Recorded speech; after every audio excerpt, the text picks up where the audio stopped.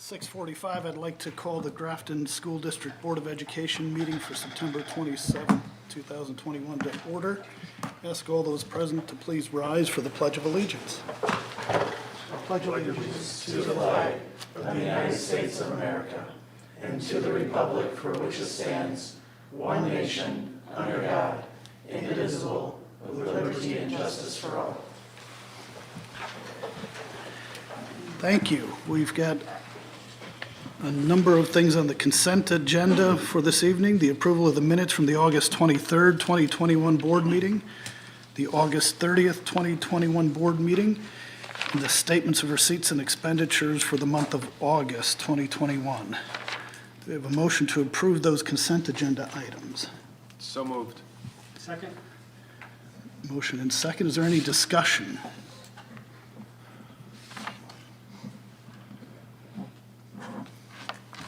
Hearing none, all those in favor of the motion, aye. Aye. Opposed? And the motion passes. Thank you. Let's move on to action items. Under item 4 there, Jeff, the Superintendent's Report.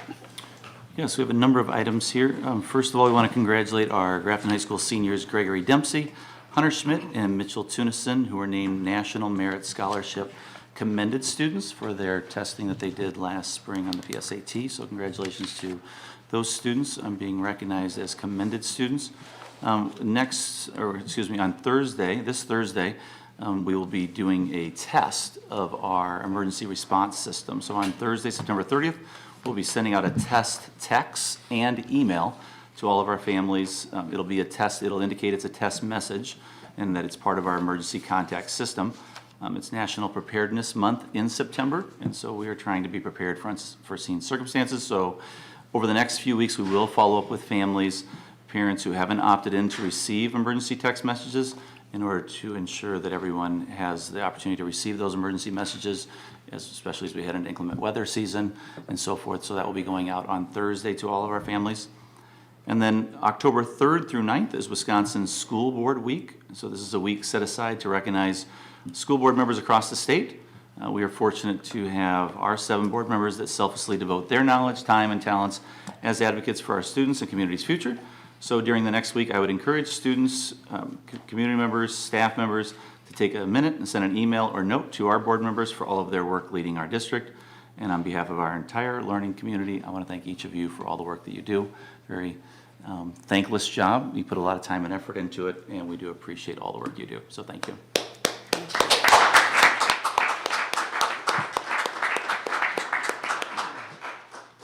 And then October 11th through 15th is National School Lunch Week, and there's a proclamation from DPI that goes with that. It says, whereas the National School Lunch Program has served our nation admirably for 75 years through advanced practices in nutrition education, and whereas more than 2,400 public and private schools in Wisconsin are providing meals at no cost to students or their families under the National School Lunch Program's seamless summer option during the 21-22 school year, and whereas there is evidence of continued need for nutrition education and awareness of the value of school nutrition programs, and whereas the success of this effort is due largely to resourceful and creative local food service administrators, managers, and staff working in cooperation with parents, teachers, community groups, government personnel, and students, therefore be it resolved that I, Dr. Jill K. Underlee, State Superintendent of Public Instruction, declare October 11th through 15th, 2021, National School Lunch Week, a time to celebrate the importance of a program helping keep students nourished so that they can learn.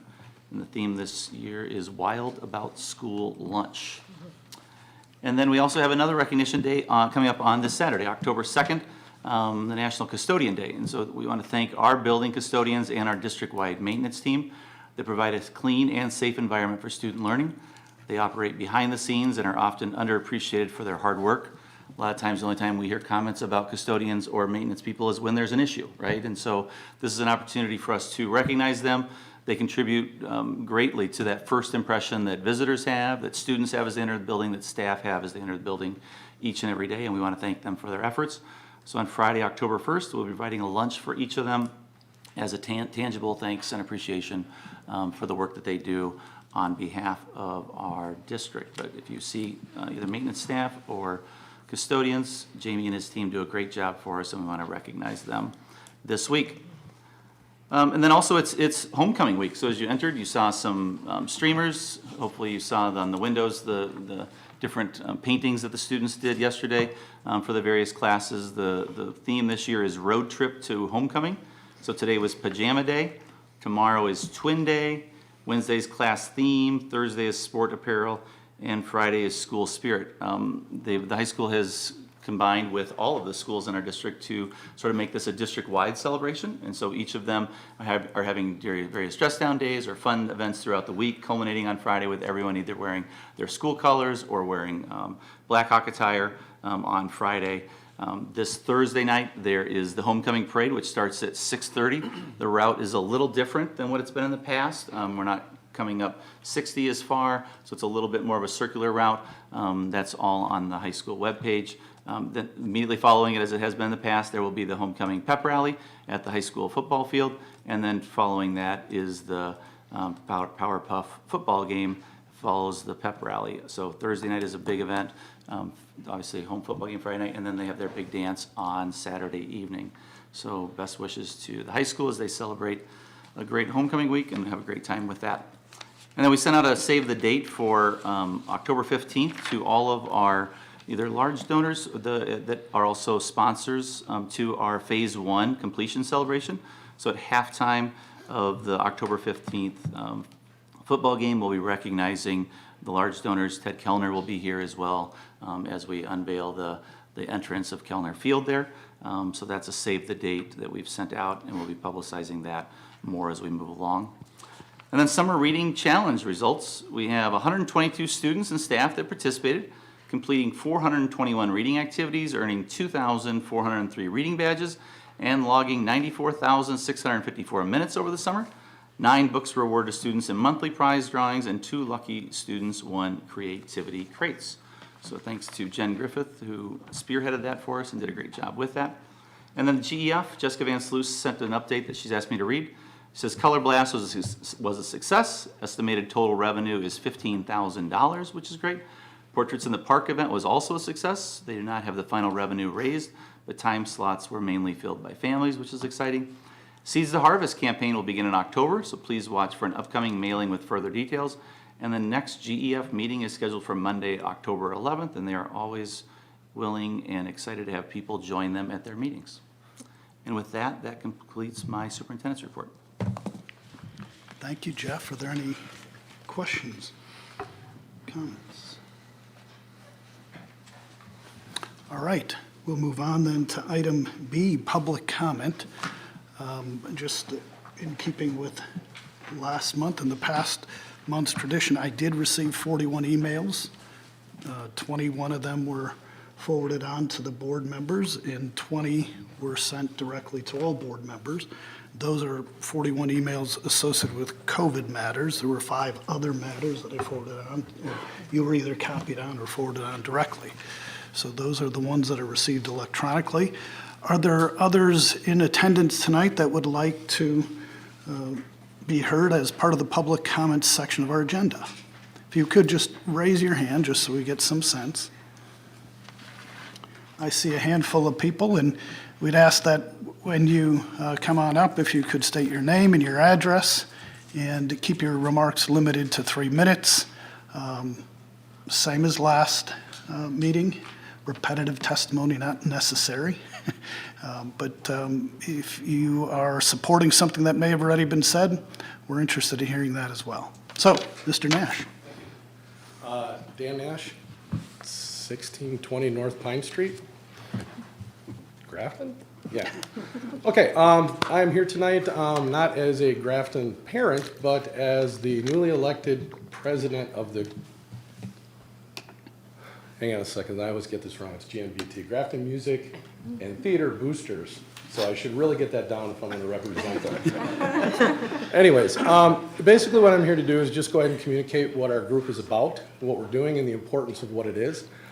First of all, we thank the district for supporting the arts. When we think of the arts, we always think of art and theater and all those things like that. But the importance that it actually does give back to our community is unseen in everything that we do every day. You go see a movie. Mental health is a huge issue right now that people are speaking about. You go see Dear Evan Hansen. I just said the word mental health. It didn't really affect too many people in this room, but I guarantee you go see that movie, it will. Or if you see the Blues Brothers, you just suddenly want to go ahead and just take off and have a good concert. Father-daughter dances at weddings. Think about how that affects everybody in the room. You go ahead and you hold your child for the first time and you have that song, or we have our beloved dun, dun, dun, dun, dun, dun. Simple little song. Somebody wrote that. It's making a bunch of money, but it began in a school somewhere. Our faculty that we have here that supports us, I cannot thank you enough, is extremely important to the kids, and I have first-hand experience with what it has done for my children. But better yet, I have seen what it has done for these children. The thing that we don't really understand, and maybe we do, if we go out and we look at the ACT wall and we look at all the kids when they graduate and everything, over 50% of those kids are involved in the theater and the arts. It's amazing. I sat at graduation last year and I looked at the top 10 students at the high school and I knew 70% of them from just hanging out with them, and that's fun. ACT, perfect score, Jamie Dempsey, saxophone player like you wouldn't believe, and his brother Greg tonight that was on there plays the trumpet.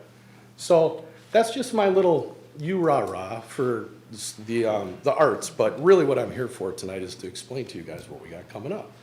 So September 30th, as Jeff mentioned, we've got the homecoming parade with the marching band. Come out and support those kids. They're really busting their humps. And then October 1st, we have the homecoming show. Everybody's excited for the game. Make sure you stay in the stands, get your hot dog early, and cheer those kids on because they've been working since the middle of summer. And we have Mr. Brown here, folks. Let's support Mr. Brown. Let's give him everything we got, and let's make this thing work. 8th and 9th, High School Pops Concert is the new cabaret. October 15th, Marching Band Alumni, same thing at Family Night with opening up the field. They'll be there, bringing a whole bunch of people in for that. And then we cannot forget our middle school and the world-famous John Law Middle School musical, and we're having Little Mermaid this year. So let's really get out and support as a community for these people, these young people. They love it. It's not the money for them, folks. It's not the cash they need you there.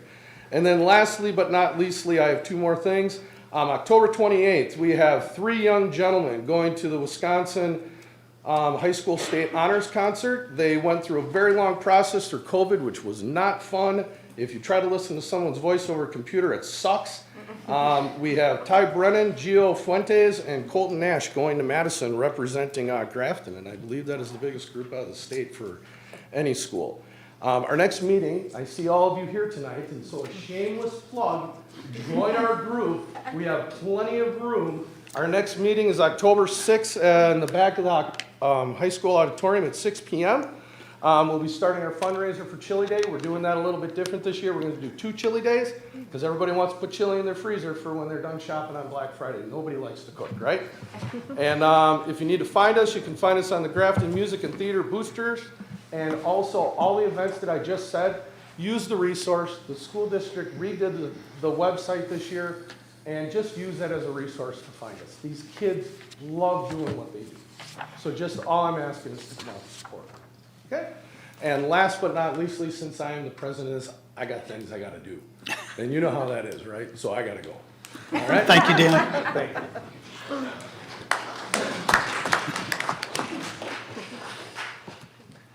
Additional public comments.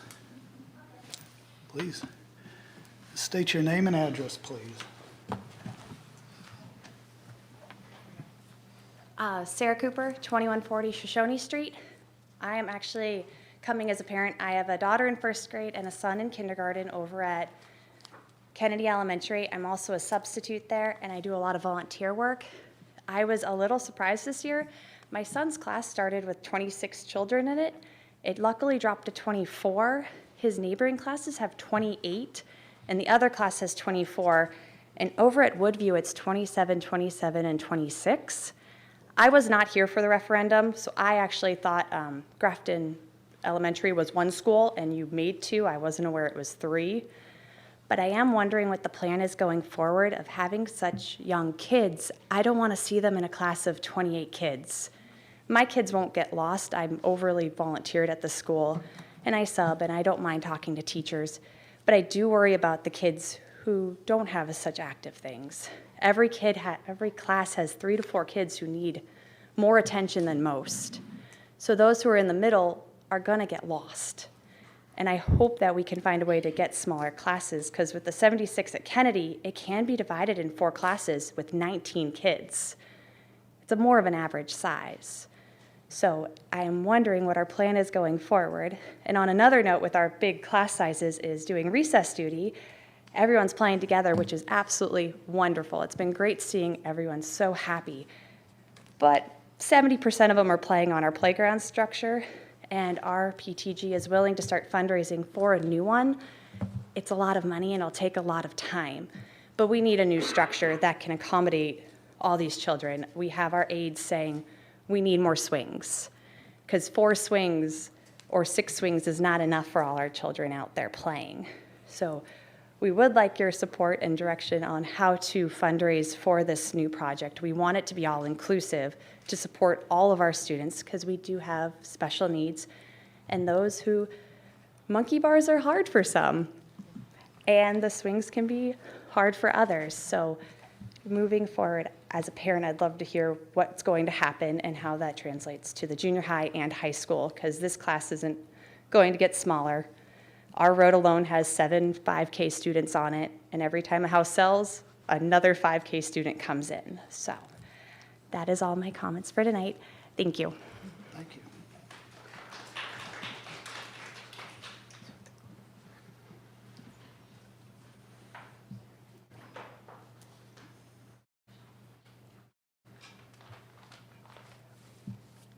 I'm Carrie Mcclung. I live at 1816 Riverbend Road in Grafton.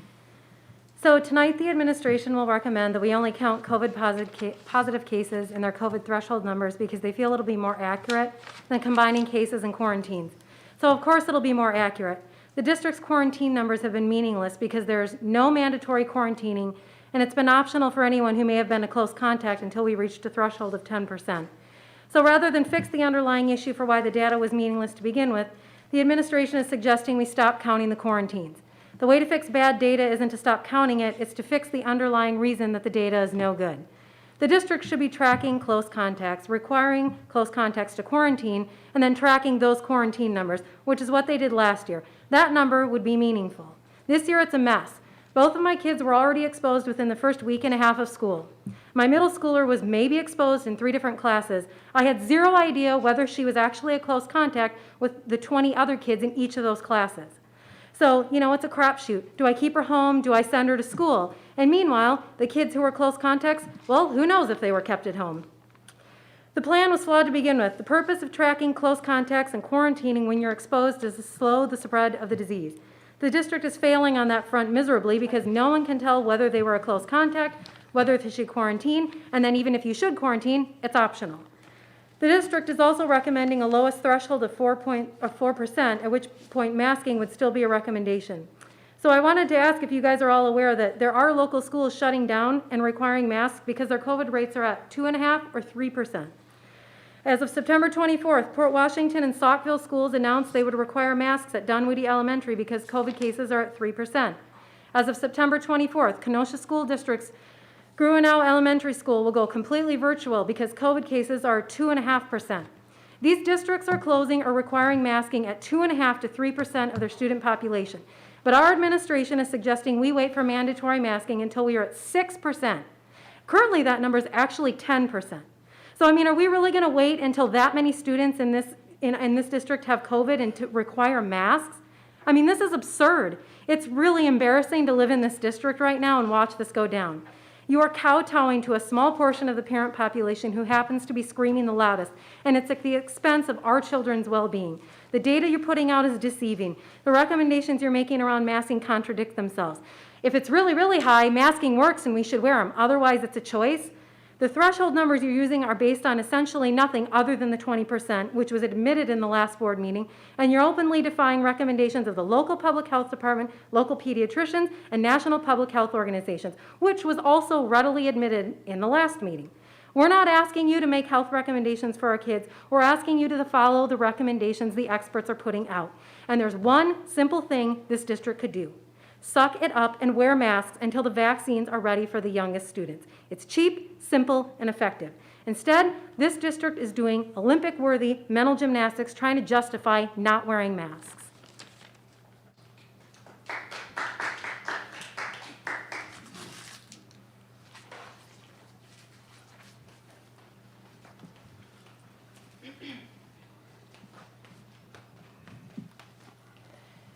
Good evening. My name is Jamie Lupner. I live at 135 Aquaview Drive in the town of Grafton. I have 2 elementary age kids, both at Kennedy, one in 5K and one in 2nd grade. Over the course of this past week, I've had a number of conversations with parents, staff, and some of you as we've watched this plan play out. I believe strongly in the importance of continuing to mitigate against COVID. And for this reason, I commend the administration team and each of you for developing a plan that is in the upper echelon of our districts in our area. It incorporates an action plan should we experience a rise of actual COVID cases within our schools. I believe the intent of this plan is to be targeted in mitigating the spread within our schools while maintaining the most optimal educational environment possible. With this, I 100% support the shift outlined by the administration to using only actual COVID cases as a metric for implementing mitigation measures. This is of utmost importance at the elementary level. The reason for this is due to the incredibly small margin that implements our metrics and thresholds. I've provided most of you with a spreadsheet outlining the number of students that initiate mitigation measures based on both the 5, 10, 20, and the 4, 6, 15 proposed plan. As you begin discussing this evening, it's important to look closely at the number of classes impacted by only one positive COVID case in a classroom. Please engage critical conversation around the following 3 items for our youngest elementary level learners. Consider quantifying mitigation shifts based on the number of confirmed cases versus applying percentages at the classroom level.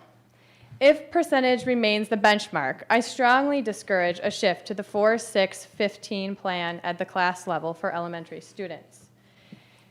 At the first tier, or 4% mitigation, you would implement, at the first tier, or 4% mitigation, 34 classes out of 41 classrooms would be put into a mitigation measure with one positive COVID case. At a 6%, or second tier mitigation, essentially last year's plan, would be implemented upon a second case in all 41 elementary classrooms. Consider maintaining class metrics and eliminating grade level for elementary schools. Using Kennedy as an example, 5 out of 7 grades, 4 kids would implement a mitigation measure. If Class A had two cases and Class B had 2 cases, why would we mitigate in Class C with 0 cases? Conversely, if Class C had 3 cases, we should act and not wait for a grade level implication for mitigation. Lastly, please engage discussion for the timeline for which these mitigation measures will stay in place. With the tight margins, one case implements mitigation for a minimum of 17 to 20 days of said mitigation based on the 14-day requirement and the 5 school day below that threshold. Reason being that one kid puts us into that percentage, that kid can't come back for 10 days. If they come back on a Friday, you have to exhaust the next week in order to get below your percent threshold, which would be 20 days of school. During that mitigation, our adults are mandatory masked, and we're beginning to close contact trace, which our numbers last year indicated when we close contact trace, we don't go positive due to school exposure. You've all done a great job leading our district over the last 18 months. I look forward to your discussions and the solutions you will develop. Thank you for all of your time and your commitment to our district.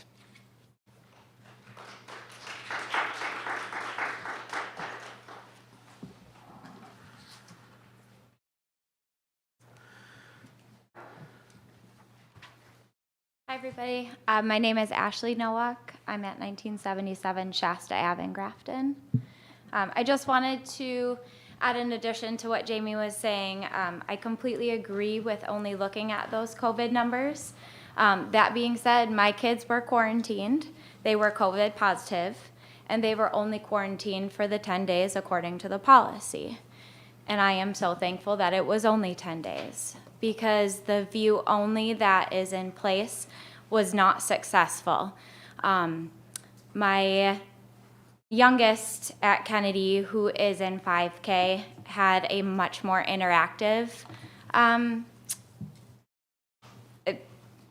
online experience with her teacher that was very positive. My second grader, unfortunately, his teacher did not even say good morning to him when we would log on. That being said, there is nothing on Seesaw for them, so I found myself staring at that computer screen trying to scribble the same worksheet out on a piece of paper for him.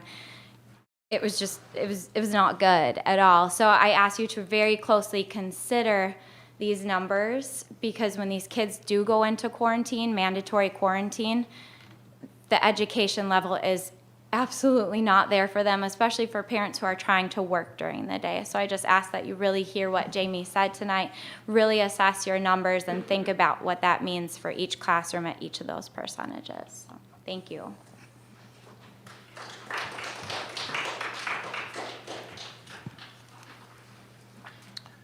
Additional comments?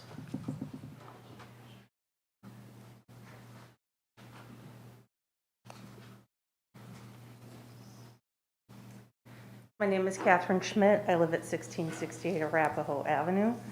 I said I was done with this, but I see I can't be because it keeps getting worse. Pardon my language. The only thing I can describe the situation is I feel like you personally are pissing on us and telling us it's raining. You're trying to make this convoluted plan look like you're doing something when you're trying to make it as little impact as possible. Whitefish Bay has had 4 cases as a district. We topped that in the high school in 1 day. It's embarrassing. And it's not shocking to hear families that are anti-mask are getting COVID. Now that it's a more transmissible variant, they want to be able to send their kids to school to get my kid sick, where I'm going to have to miss school or work, while she's getting lessons at home. It makes no sense. It's embarrassing, and it's just, I wanted to say it to your face.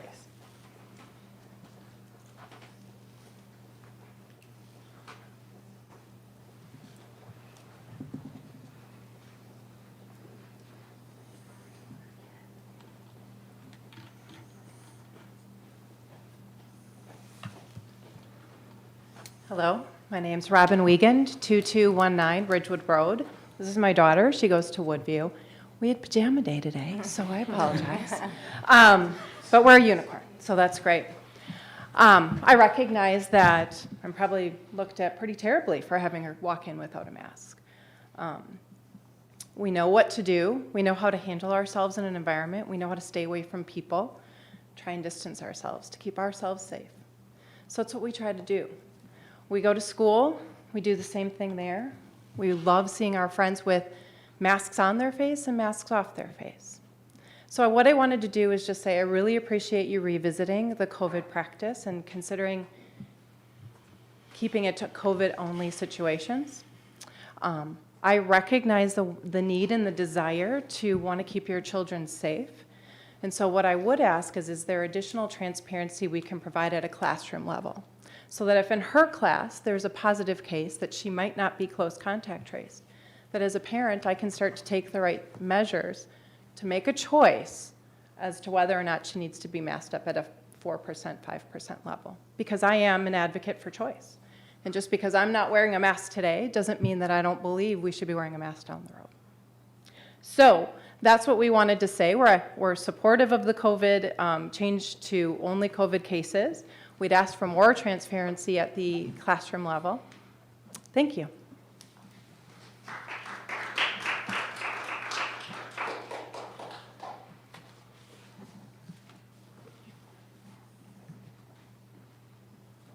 Hi, my name is Sharon Rehke. I live at 790 Wild Duck Court in Grafton. I just wanted to reiterate what Sarah Cooper said. I agree about the class sizes, and we see them getting bigger and bigger, especially Tim O'Brien homes going down south of Falls. So many new houses. We made a joke that Tim O'Brien should fund our new playground, right? And I also want to agree with the lady, with the girl in the pajamas. It would be great to have some transparency of cases in our classrooms as well. And I think you got my email earlier today, so I just reiterate that as well. Thank you, and thanks for all you do. Thank you.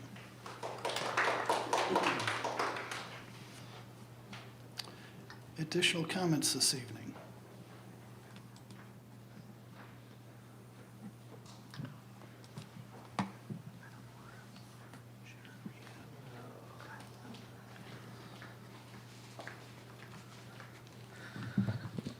DJ Herrenbrook, 461 Lake Bluff Lane in Grafton. I just want to say my kids are thankful that they finally have not been able to wear masks currently.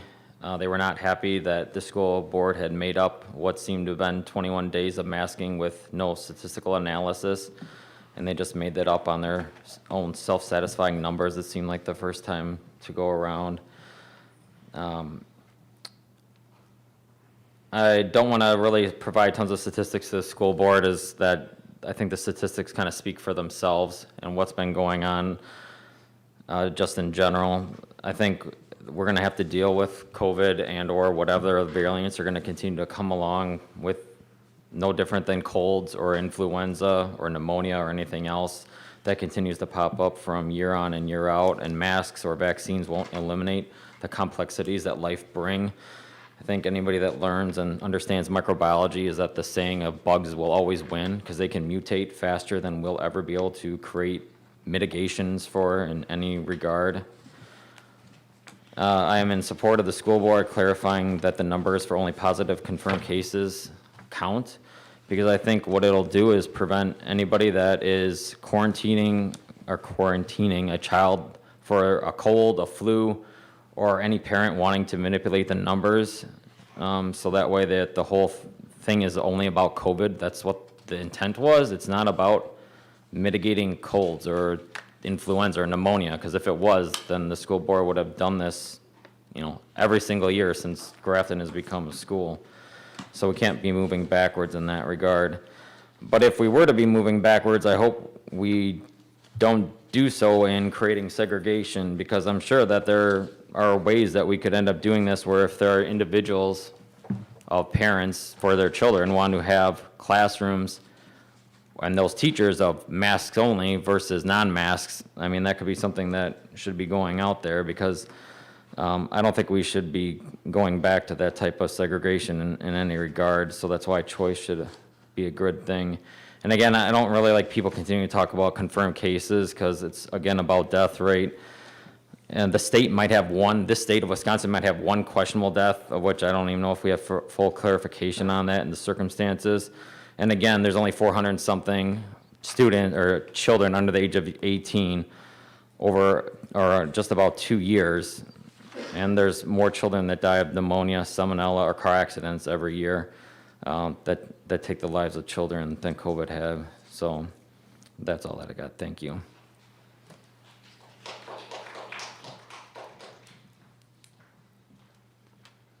Other comments this evening?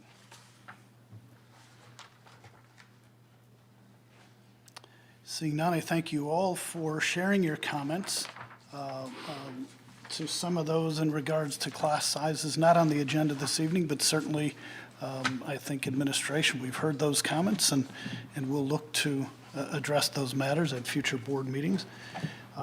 Our next agenda item actually is we're moving into an update on the 2021-22 school year plan. But I thought it just briefly, how did we get here? I mean, in the first place. I mean, throughout the spring of 2021, the CDC was continually lowering its guidance relative to wearing of masks as vaccination rates increased across the country.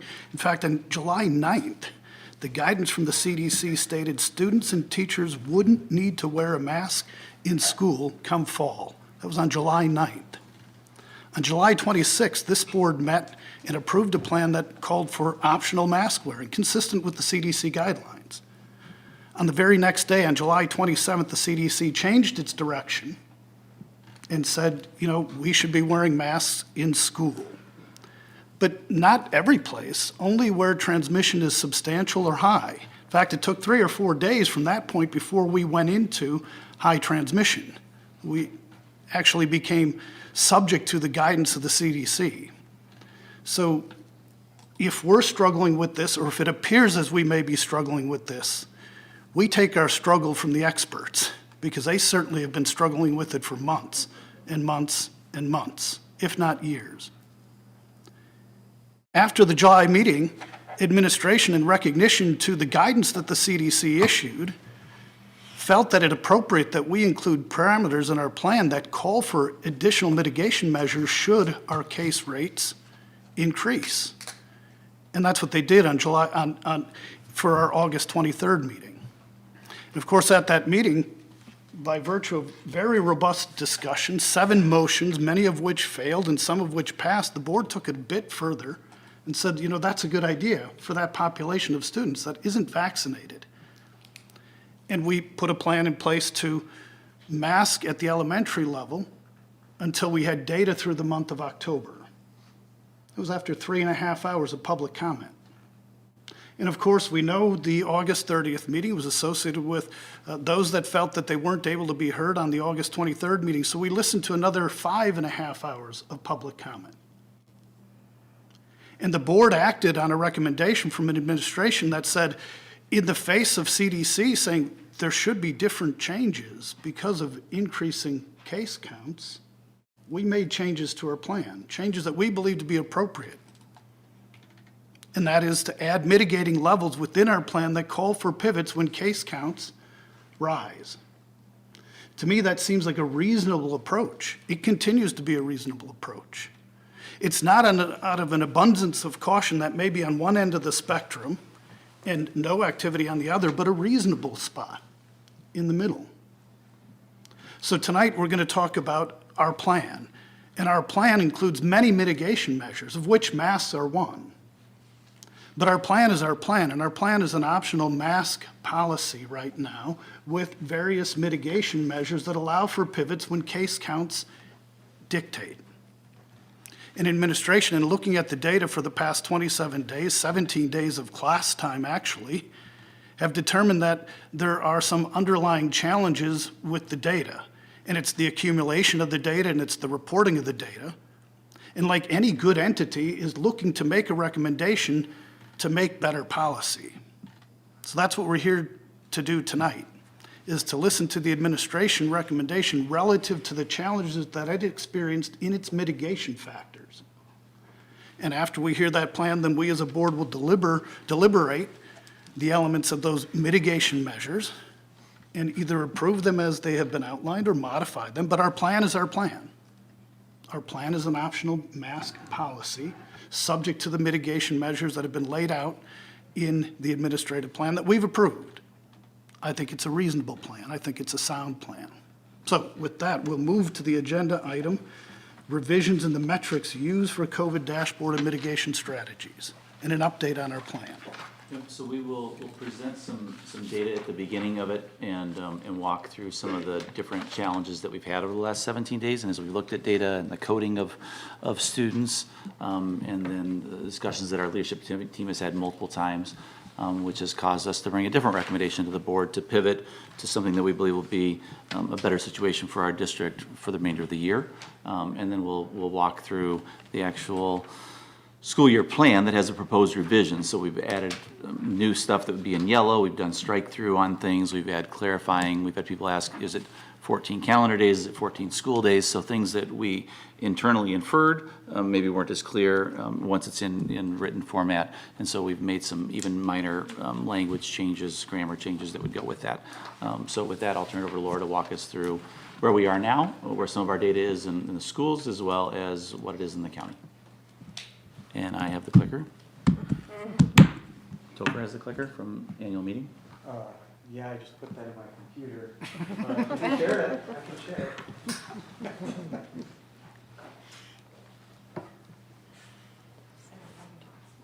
Sure, I'll play. Oh. What do I have to have it in now? This has to be. Rick knows what we have to do. This has to be plugged in. Thank you, Rick. There you go. Thank you.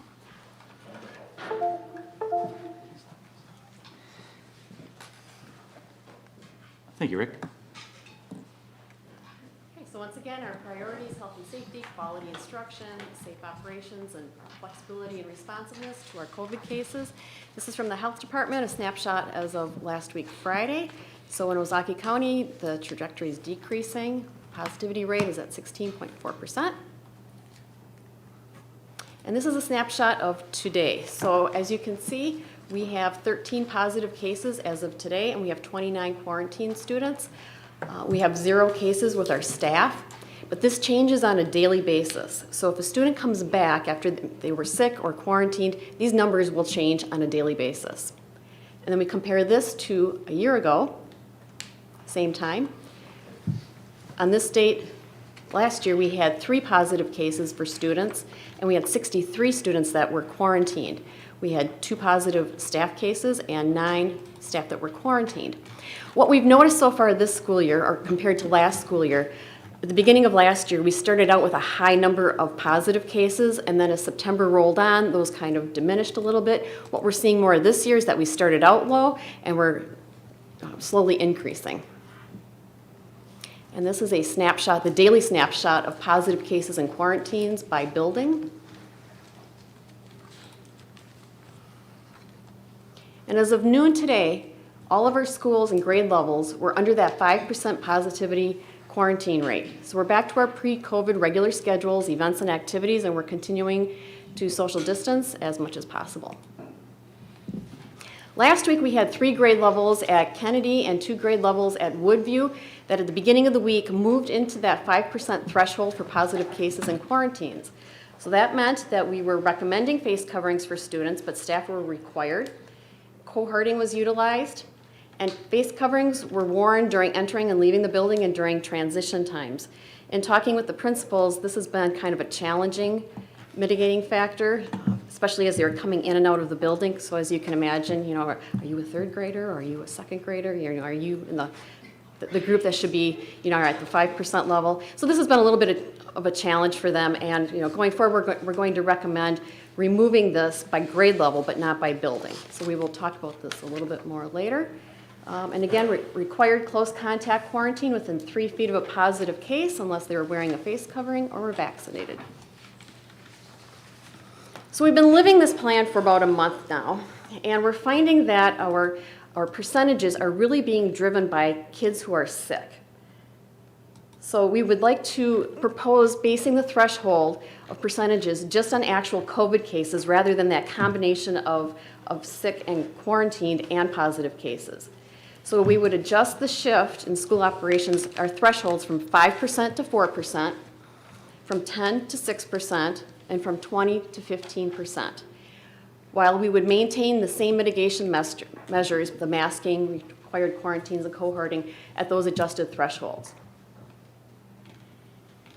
We would perform contact tracing and notification to parents if their child was a close contact, if we're below that 4%, and we would just limit it just to those close contacts instead of the whole classroom.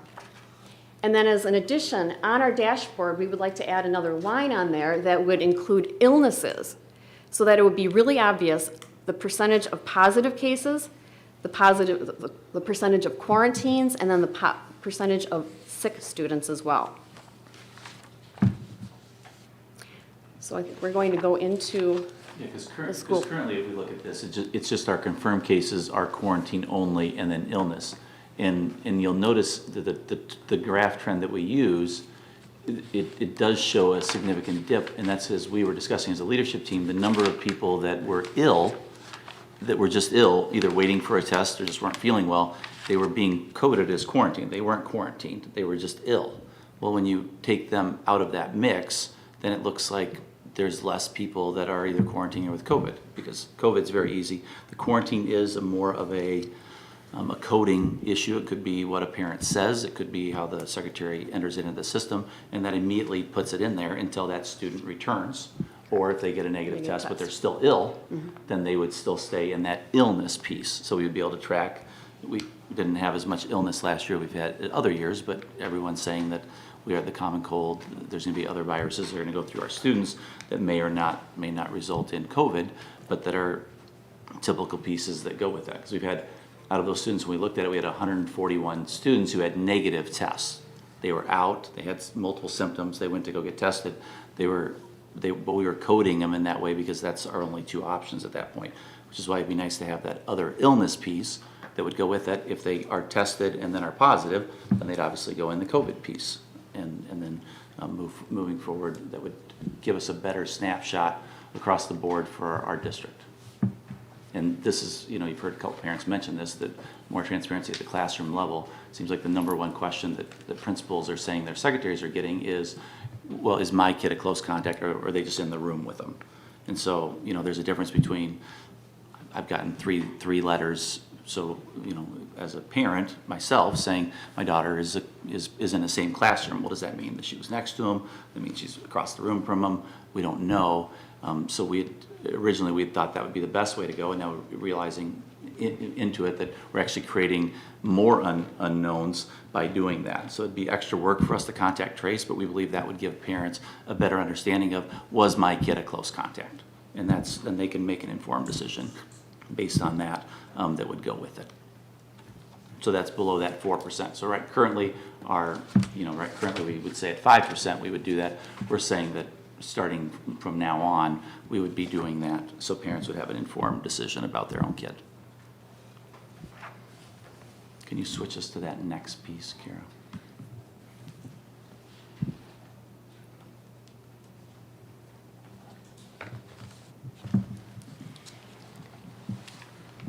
So anything that is highlighted is proposed changes, additions, and anything that's struck through is considered something that we're proposing to remove. So out of this first section here, the contact tracing for students within 3 feet of a positive case, that's the big change for this section here. So, like Jeff said, initially we thought it would be best to inform all families of the classroom, but now we'd really like to hone in on those kids that are truly at risk, the ones that are within the 3 feet of the positive case. Going down to the shifts in school operations, again, we're proposing the change to 4%, 6%, and 15%, and any shift would last for 14 calendar days. This is how we had been operating, but we didn't have the word calendar days in there, so we're just making this a little bit more clear. It's 14 calendar days, which is about the incubation period for COVID, until that positivity rate drops below the corresponding threshold for 5 school days. So it's not 14 days plus 5 days. Of those 14 calendar days, the 5 last school days, if they drop below that threshold, that's when we would make the change. Scroll down, so shifting from 5% to 4%. Again, just clarifying 7 calendar days, 10 calendar days. Face coverings recommended. Adults will wear face coverings. And then if 4% rate is achieved at the building level, the masks are worn while entering and leaving the building and during transition times. Shifting from 10% to 6%. And we added in for the 15 minutes, required close contact quarantine within 6 feet of positive case for 15 minutes. We just wanted to be clear, this is the definition of a close contact. And then going from 20% to 15%. And again, adding in the calendar days. All schools for students and staff until that 6% threshold is reached, it's optional. So at 4%, it's mandatory for teachers or for staff, and at 6%, it would be mandatory for all students and staff. And then communication, so parents are going to be notified if their child is a close contact to a positive case, regardless of threshold. If it's below 4% or below 6%, it would be within 3 feet. If it's over 6%, then we're going to expand that out to 6 feet. And then on our dashboard, we're going to have the positive cases, the quarantines, and the other illness added into that dashboard. And we update that every day at noon. Again, just inserting the word calendar.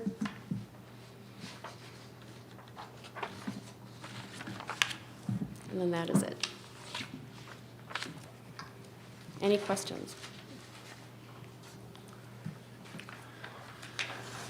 Okay, so similar to what we've done in the past relative to this agenda topic, let's take some time to ask for clarifying questions or to gain a better or complete understanding of the changes that are being proposed tonight before we move into any discussion of what might be or what might not be. So clarifying questions at this point.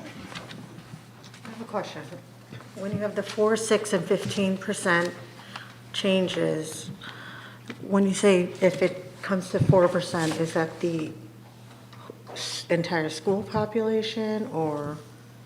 So it is specifically, so it could be specific. Can you scroll down a little, Kara? Right there. So that first bullet under shifts in school operations, so it's 4, 6, and 15% COVID positivity rate in any elementary classroom, any 4K through 8th grade level, and any building. Okay. So that remains the same. Okay, because I saw the cross out as a classroom for grades 4K to 5 or a combination. It would combine some of those words to make it, because it was getting pretty wordy. So Sure. yeah, I understand. That's Okay. why we showed the cross So out. it still is specific, not just 4% of, The grade level. It's Correct. at the elementary level, it's any elementary classroom. Okay. So it's different than Okay. it's similar to it's the same as what we've been doing. okay. Yeah, we've just worded it differently. So that addresses the concern at a specific classroom. If we start getting more positive cases, we don't have to shut down the whole grade level or the whole building. It can be classroom specific. But then at the elementary grade level is still enacted. It's still a number that can trigger a percentage, yes. Yep, and the reason, as a reminder, the reason why it's only 4K through 8th grade and not the high school is because the high school has classes that interact with so many different levels of students. So you have 9th graders and 11th graders or 10th graders and seniors. It's just, and there's a little bit of that at the middle school, but as Kevin has said earlier, it's very little. It's typically grade level only together. Oh, so at the high school, it's not grade level at all? It's any building, then it's just any building. That's what we typically say, any four, and so instead of saying, you know, at the elementary, middle, and high school levels, we just say any building. Okay. And you added this contact tracing for students within 3 feet on the first section. So are you saying that you're going to start keeping, will they have seating charts now? They do already. Okay. So they'll know who's within the 3 feet? Okay. At the high school for the 3%, I mean, at the 3 feet, I get it how it works in the classrooms because they have assigned seats, but at lunch at the high school, how would you know, it's harder for me to imagine how I know last year there was assigned seating at lunch, I think, in the high school, but I didn't think there was assigned seating this year at high school lunch. Yeah, Scott, why don't you talk a little about how you've done that with cameras, and even last year when they were assigned seats, they still had to use our cameras to be able to make sure that we were accurate with our data. Yep, so 2 things with lunch. You're correct, we do not have assigned seats right now at lunch. We do a couple of things between interviewing a student as far as, who sits next to them at lunch, finding out where they sit, utilizing the cameras to go ahead and see where they sat, what the distance is, measuring it. So we've been able to figure that out in the past. We would continue to do that moving forward. It's a lot of work. Yeah.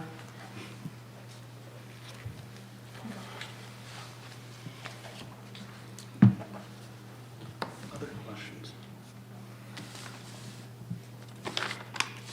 On that same bullet, the parents can determine whether or not to quarantine. I'm assuming that is predicated on the fact that last year, out of all the students that did quarantine because of close contact, none were turned into a reported COVID case. During that quarantine period, right. And is that the condition that we've experienced this year so far? Yes. Okay.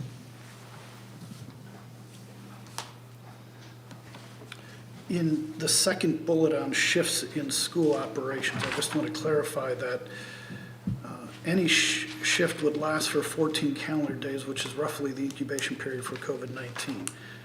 The Delta variant actually has a shorter incubation period. I mean, 14, I think, is a more conservative approach, but the Delta variant is reported to be a shorter incubation period, but I think 14 is reasonable. But I want to understand the "and" after the first comma or the second comma there. And until the positivity rate drops below the corresponding threshold for 5 school days. Because I think in the emails that I received, there was some confusion regarding this. So that 5 days could be the last 5 of the 14? Correct. Okay. They were school days. If they were school days. So is there better wording to clear that up? I don't know. It seems, to me, "and" is a word that suggests in addition to, or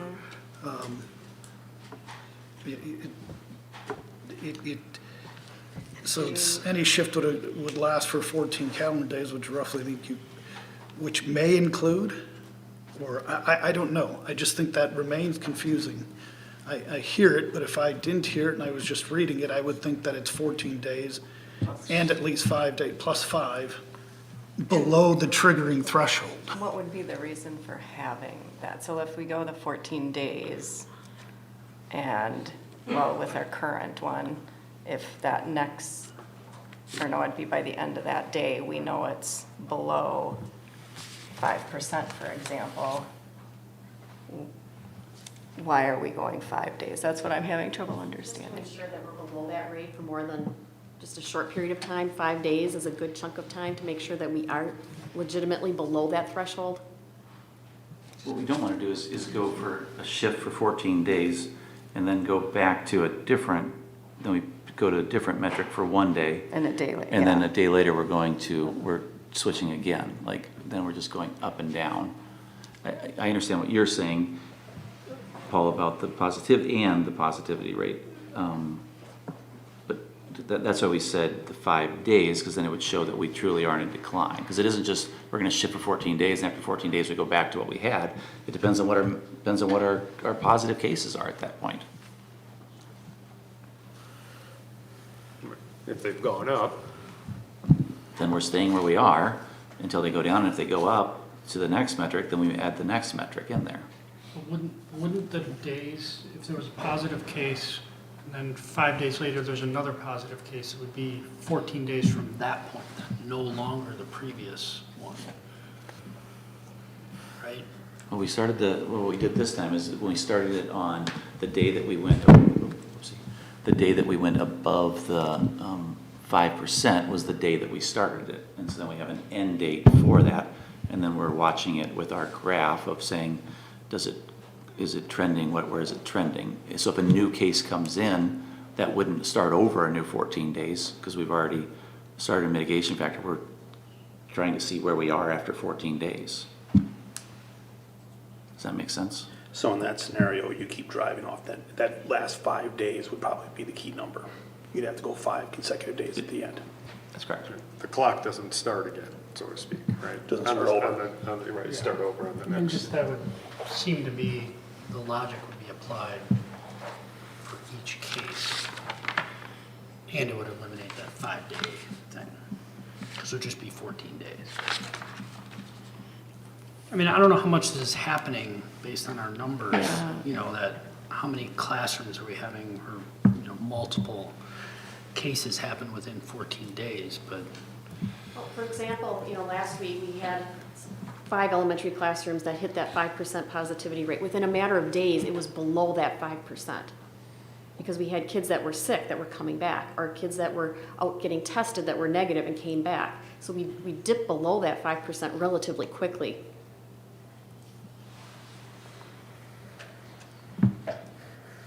And I think the overarching change here, focused only on positive cases, is going to make that condition more often, more likely than not. Yeah.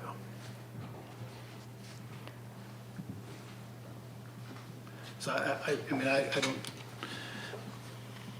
the wording is okay if we, I mean, I have an understanding of how it is being administered. The administration has an understanding of how it's being administered. I just know that that was one area of, that has come up. So maybe we could work on some additional wording that if the board approved that with some editing that would go with it, maybe not in the moment. Yeah. Unless we have a great idea right now. Or maybe. Does that satisfy what you're saying? The 5 school days could be concurrent with the 14 calendar days? But I guess to Laura's point, it can't be like the next day, if it drops down, those next 5 days, but then it goes back up for the next 9. I think after saying it, and in light of the overall change this evening to focusing on positive cases, maybe this is, it will become moot in and of itself Well, as we yeah. look at the impact of just positive cases. Except at the elementary level, it's a very different, plays out a little differently, because you're dealing with such a small, you're dealing with just the classroom, so one positive case triggers. Right, you'd go from 4% to 6% to 10, like, to 15%. Well, I mean, one kid, positive one go to case t- is one- 4% in Right. 35 out of 41 classrooms. So do we want, which is one positive case, mitigation when we're not doing that at the other levels? Like, is that reasonable?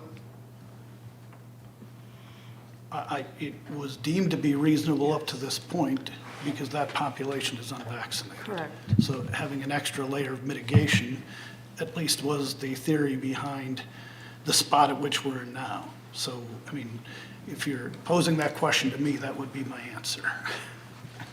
Well, and it was, just to clarify slightly, I think, it was deemed that at 5%, not 4, right?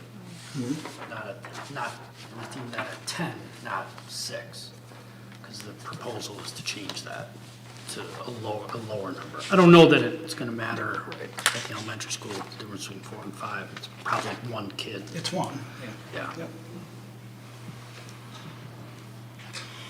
So I would suggest that we give consideration to perhaps additional language, or we see what the next 30 days brings relative to this language, and should the change that's being proposed pass, see what that brings. 'Cause you're right, we don't have to solve that this evening. Well, I mean, I think Kara's suggestion is a good one, though, is that, does that add clarifying language for someone reading it? That can- Yes, and parenthetical Right? addition would be, I think would be helpful. I do. Control Z.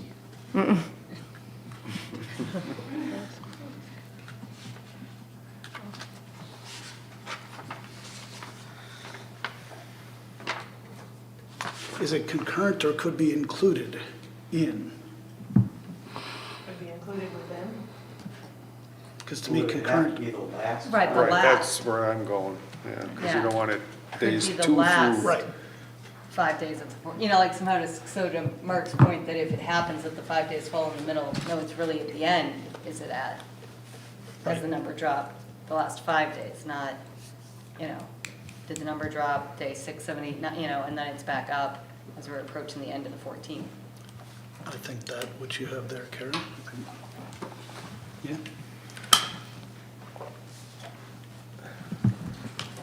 So question on the 4 and 6. I mean, the 4 and 6, there isn't a lot of differentiation. I mean, it's a quick step, I guess, from 4 to 6. I'm curious why 6 and not 8?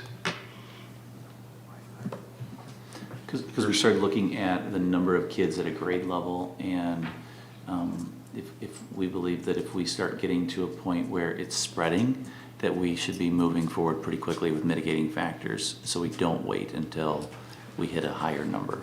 So when we looked at, before we had 5 and 10, that was encompassing also close contacts. This is COVID cases only. So if we're going to, we believe that that's the best thing to focus on, is continuing to provide in-person learning for our students for this year. And if we start getting 6% of our student body out because of COVID, combined with other illnesses, combined with quarantines, we're starting to get a percentage of students out at a certain time of the year that may make it more difficult to have high-quality in-person instruction. And so that's when we said we would believe that we should be using more mitigating factors to stop the spread as quickly as possible. We haven't seen that.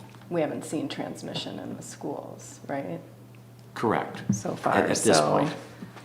We're I think early. the best mitigation is keeping the sick kid home. home, right? Yes, but there are some students that are asymptomatic, so I mean, that's, Right. and, you know, it isn't, and it isn't just the non-vaccinated people that are getting COVID anymore either. I mean, like, so there's a lot of change that's occurred. And so students that are vaccinated or wearing a mask are still, you know, at risk in that way. So like, we looked at 4%, we looked at the 6%, and those are numbers that that we thought would be a time to be bringing more mitigation strategies to the table quickly. So do we know on average, even at the 5% for the elementary, how many students are being quarantined with each positive case? On average?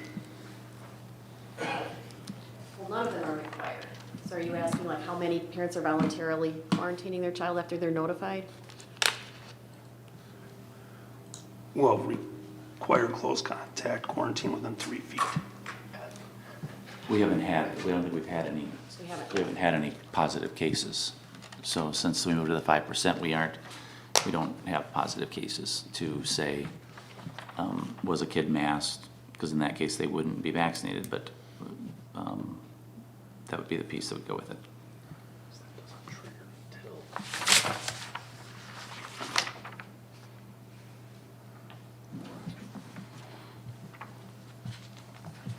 Additional clarifying questions?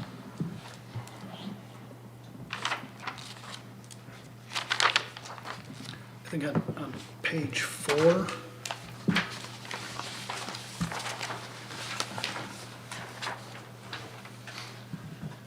under quarantining,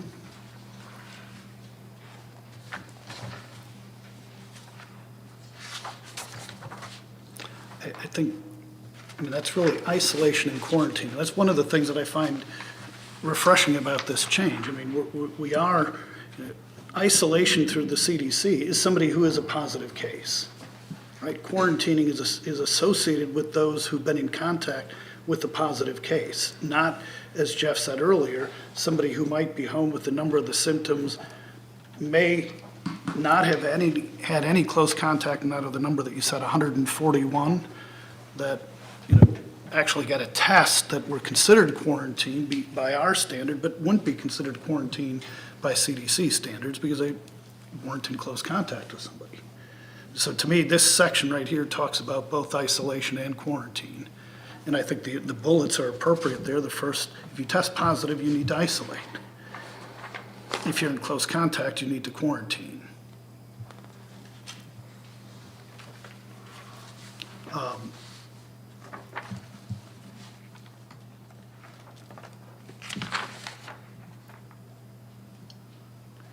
On page 5, in the second bullet under enhanced symptom monitoring,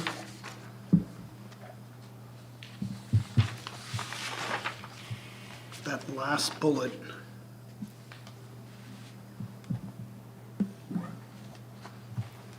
right before temporary virtual learning, students at school presenting with viral symptoms, right?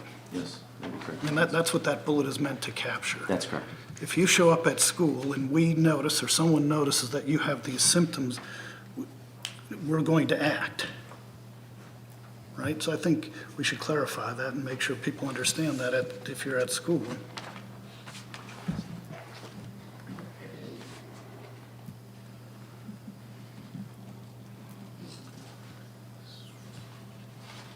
And under the temporary virtual learning, we say quarantine due to positive COVID test. If you are quarantined because of close contact, do you get that link within 24 hours?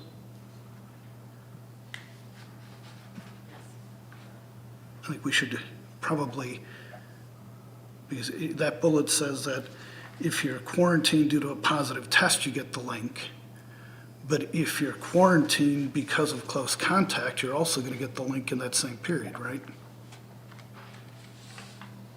And we're doing that now. If somebody chooses, I mean, it'll be different now, because right now we might reflect somebody as quarantined because they think they might have COVID and they're waiting for a test result. But if they're not in close contact with somebody, they would be in that other category. Right, Jeff? That's what the change would be. That's how we're interpreting it to be. Okay. Yeah, so I think that's a good add as well.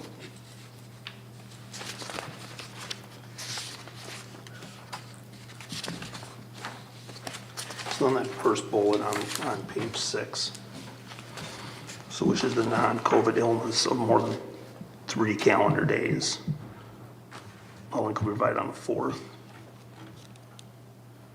I guess I'd like to see that go to 2 and 3 from the reason of, we are asking parents to be more cautious in sending kids to school. And having a high schooler, if you're don't going to link until a 4th day if you were sick or whatnot, you would be missing 2 A days or 2 B days. You'd be almost missing a week of classes. So from that standpoint, I guess I would like to see, I'm assuming the view in might be less challenging for the students than we heard that some of the elementary is. But I guess I would like to see that go to 2 and 3, so 1, kids don't feel that they have to come back if they're not ready, and they would have access and not miss more than 1 A or B day.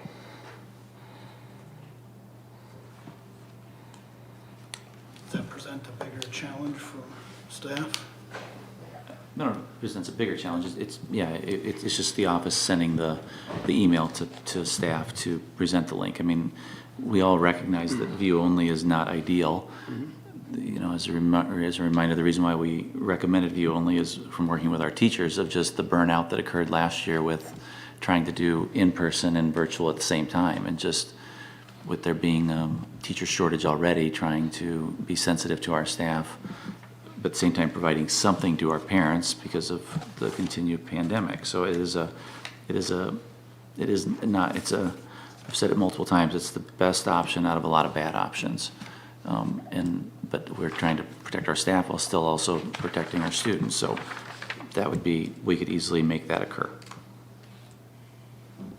So if we would say that, if the board would say that, then we would say on the second bullet that would be, we'd X that out, and so you'd strike through it, and then we'd put in yellow 2 calendar days and link provided on calendar day 3 of absence. Any objections to that?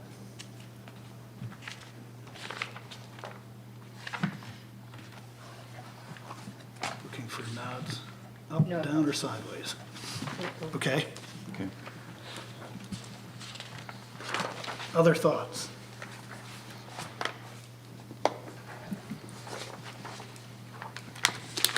Can you go over the 3rd bullet on page 2 with the masks? They're worn while entering and leaving and during transition times. That's all buildings? What? Everyone? What is that again? Instead of doing it by grade level, it's the whole building, then they would be masked. But by individual grade levels, if it's just a grade level that reached that threshold, then we're saying that it's very challenging to implement. So if it's the building reaches one of those thresholds, then there's masking throughout all transitions. So the 4% is at the building, not a classroom, not a grade. Yes. It's at the building. Then everybody's masked when they're moving. When they're moving. That's how I take it. Because, I can totally understand it's hard to know what class are you in, what grade are you in, to know if you should or shouldn't have one on. No, we didn't know after talking to the elementary principals, having experienced that for a week, it didn't seem like the work that's going into that is the right amount of work, the effort that's being put into that. But if you're at the building level, it's building wide, we're at 4%, then you are trying to stop the transmission as people are walking in hallways, as they're coming in and out of schools with interacting with different grade levels and so forth, which we thought was more reasonable.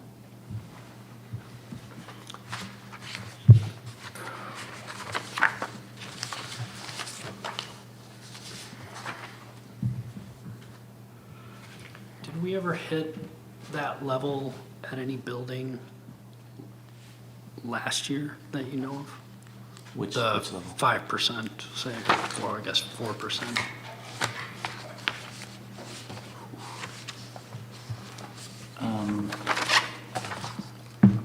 Yeah, I don't remember. 5%, because that would have been, because at one point we had like 17 at the high school. And then I know that was the high number at the high school for COVID, but then I don't know off the top of my head the number of quarantines that we had at the same time. You know, because that would have been a different, it seemed like that was equating to like, high school was like for every COVID case, we were getting a couple kids. I mean, it varied. As the year went along, it varied a lot less at the beginning. No, I forgot about the quarantines for Yeah, that too. because I think on the first day of school last year, we had 7 at the high school, or second day of school or something like that. Laura mentioned earlier, we started off high last year and adjusted, and this year it seems to start a little slow and have seen more. So yeah, I don't know that off the top of my head.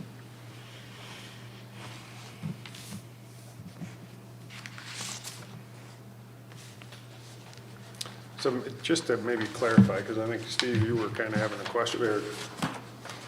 I think we didn't quite understand, but I think now with the close contact tracing it right out of the gate, I mean, if this is approved, you start close contact tracing for quarantines tomorrow, That's let's correct. say.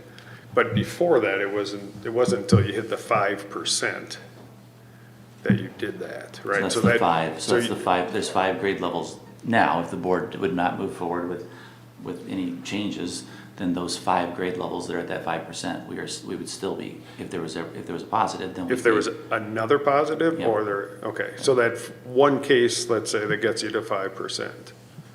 Currently. It wasn't even necessarily the one case that got us 5% though. That's the issue. There was certain grade levels that didn't even have COVID that still got to 5% because of quarantining.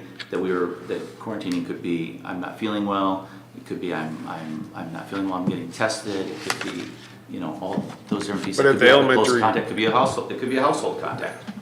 But at the elementary classroom level, it could just be one positive case, right? Correct. Yes.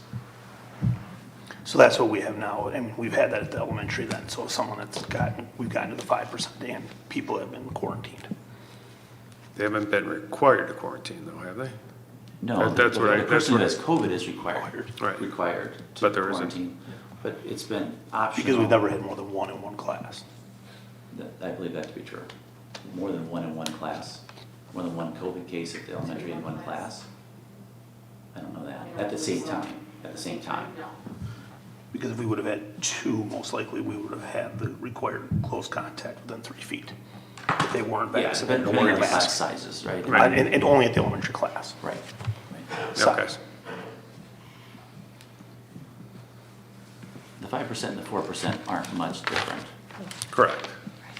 Right? I mean, the 6% and the 10% is different, but we believe that if you're seeing multiple at that level, then that is cause for concern, because we haven't necessarily seen that last year.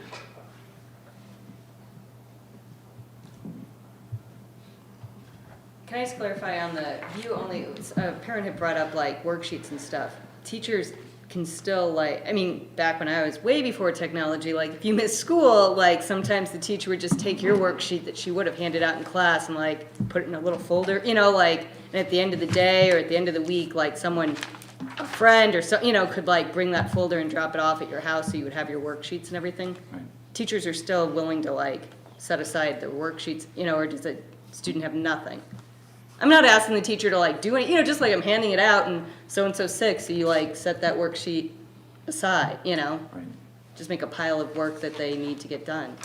Yeah, I don't know if that is, I don't know if that's a protocol that we have in place that we've discussed, in all honesty. So it's a good point that the parent brought up, but I could ask all 4 of them to give me an answer, but they might be 4 different answers. So we can have that discussion as a leadership team, just to have a standard response and work with our staff on that. Well, right, Because I think it's a good the high school point. level, it's all easier. majority of it is on Canvas anyway, so Right. I feel like my high schooler could just find almost anything online that he needed. Mm-hmm. But I know at like first grade, I'm sure there's more worksheets than there are. Yeah, at high school. 612 with Canvas is probably a different situation than 4K through 5th. So we can have that discussion.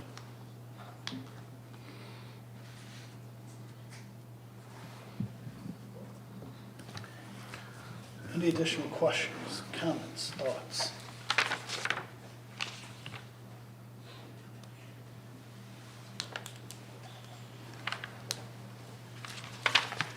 Okay, there have been some minor changes to words throughout, and there's been one more than minor but less than substantive change from 3 to 4 to 2 to 3. Other than that, it is as presented. All would agree with that summarization? Yes. Okay, then I would entertain a motion to approve the administrative recommendation regarding changes to mitigation strategies used in the COVID dashboard, used in the 2021-22 plan and the COVID dashboard. Do we have such a motion?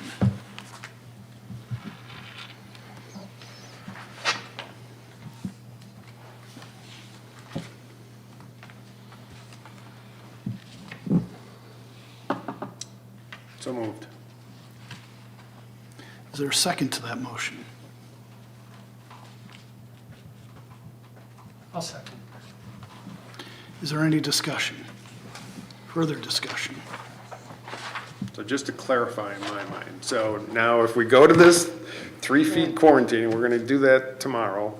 If there's a positive case, we're gonna contact Trace and we're gonna quarantine, ask parents to quarantine if their student was in 3 feet for 15 minutes of that positive case, which is a change. No, we're not, we're gonna notify them.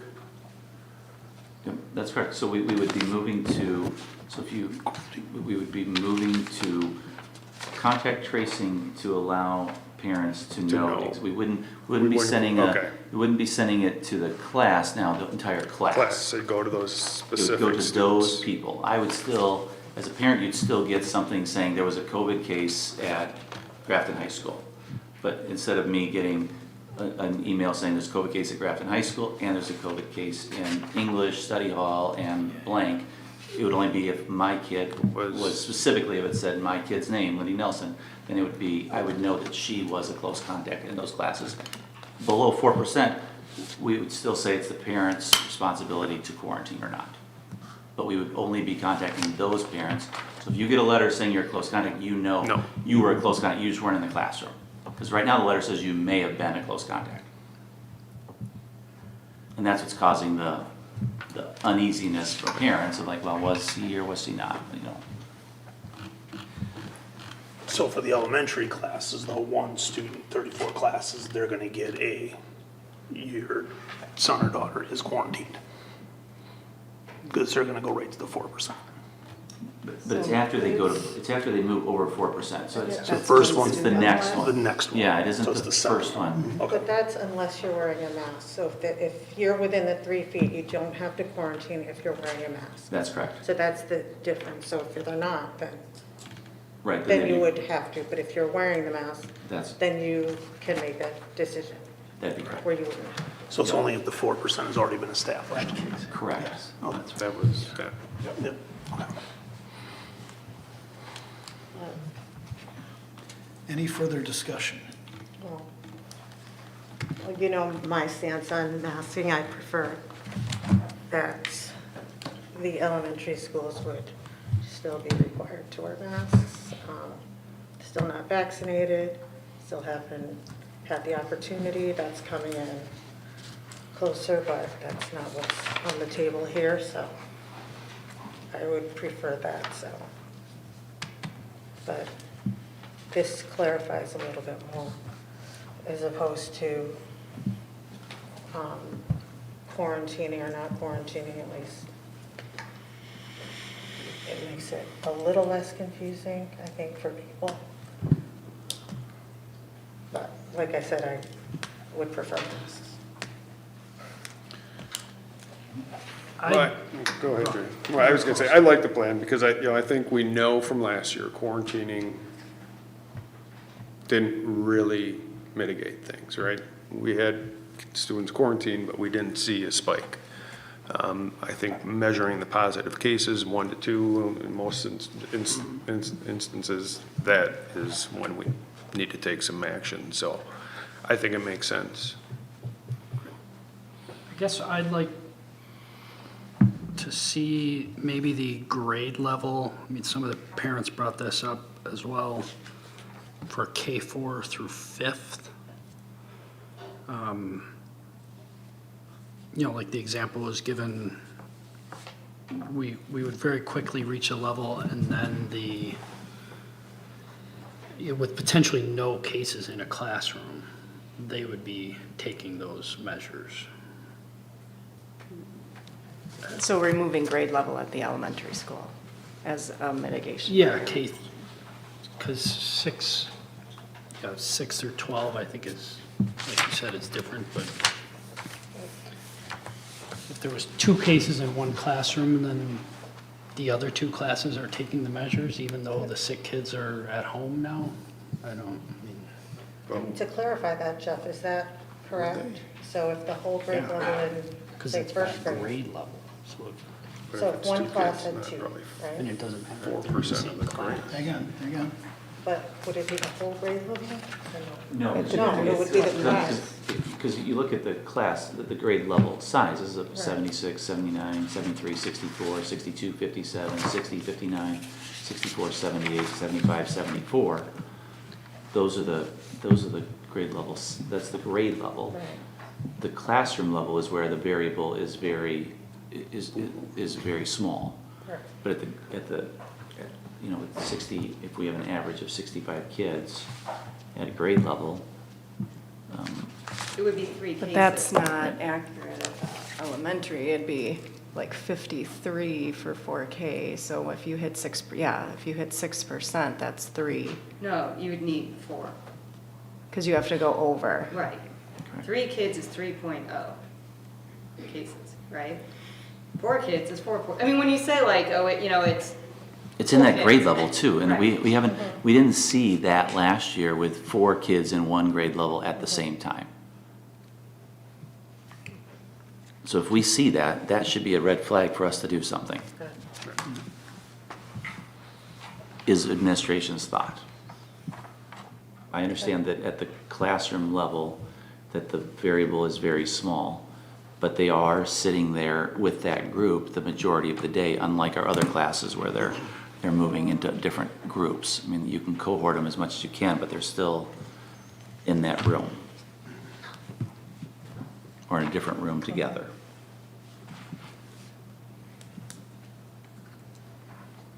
So to the question, yeah, the elementary classroom is definitely a smaller positive case triggers something more than at the grade level at any other level.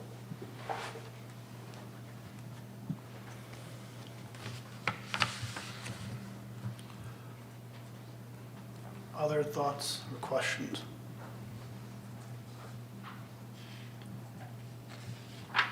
Hearing none, we have a motion on the table to adopt the plan as presented, subject to those wording changes and subject to the one substantive change of 3 to 2 and 3 to 4. Call the motion. All those in favor of the motion, aye. Aye.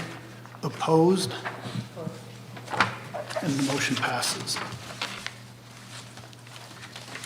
All right, let's move on to item D, committee reports. Mark, right? So can I ask a clarifying, I'm sorry. Yes. Just a clarifying question from the board. So then we will put this in place tomorrow. I just want to make sure that we're doing the board's wishes here. Do the classes that are currently, that hit that 5% threshold, do they stay in that 5% threshold until they run out of that 14 days? Or are we starting anew, number one? And number two, we'll communicate this tomorrow to all families that goes with it. So we're assuming this takes place tomorrow. The new guidelines take place starting tomorrow is what they would take place. But a question I can see easily coming to us is my kid still under the old 5% threshold or not? My own sense would be that to the extent that the numbers are, that the mitigation action in place is not consistent with what was just approved, it should be changed. So we'd look at the numbers The number of tonight, positive basically, to cases say, what tonight. was it at 12 o'clock? So we'd look at the numbers that we had, which have a working document that has all that. And we would use the current plan that the board just approved to make decisions. That would be my thought. Yeah. Right, yes. I can just see questions coming to us, and I want to make sure that we're crystal clear on how we're implementing this. I see nodding of head by a majority of the board, Okay. so that would be the direction that we'll go. Okay, thank you. Thank you for that clarifying. All right. The committee reports, item D, Mark. Yes, so Finance Committee met on Monday, September 13th. We had 4 agenda items. First one being debt refinancing opportunity. Mike Clark joined us from Baird again, shared information on where we're at with that. And we will be working with DPI to see if we can maximize, I would say, those savings through some debt refinancing. Otherwise, we do kind of have a fallback that isn't as beneficial, but we do have something that we could look at in terms of ways to maximize our savings. So we'll be working, Topher will be working with that and talking with DPI. Second item was the PTO. It's on the agenda for tonight. Item G, replacing paid time off PTO used for COVID during the CARES ARPA leave gap earlier this year. Finance has recommended that to the full board, and that is on the agenda for later tonight. Then we also talked about compensation and benefits for paraprofessionals, which again is on the agenda, item F, looking at extending benefits to 7-hour paraprofessionals at the elementary level. And then last item we covered earlier this evening at the annual meeting. We reviewed all the annual meeting information at that finance meeting, which we covered at 6 o'clock tonight. Thank you, Mark. Any questions for Mark? All right, personnel report.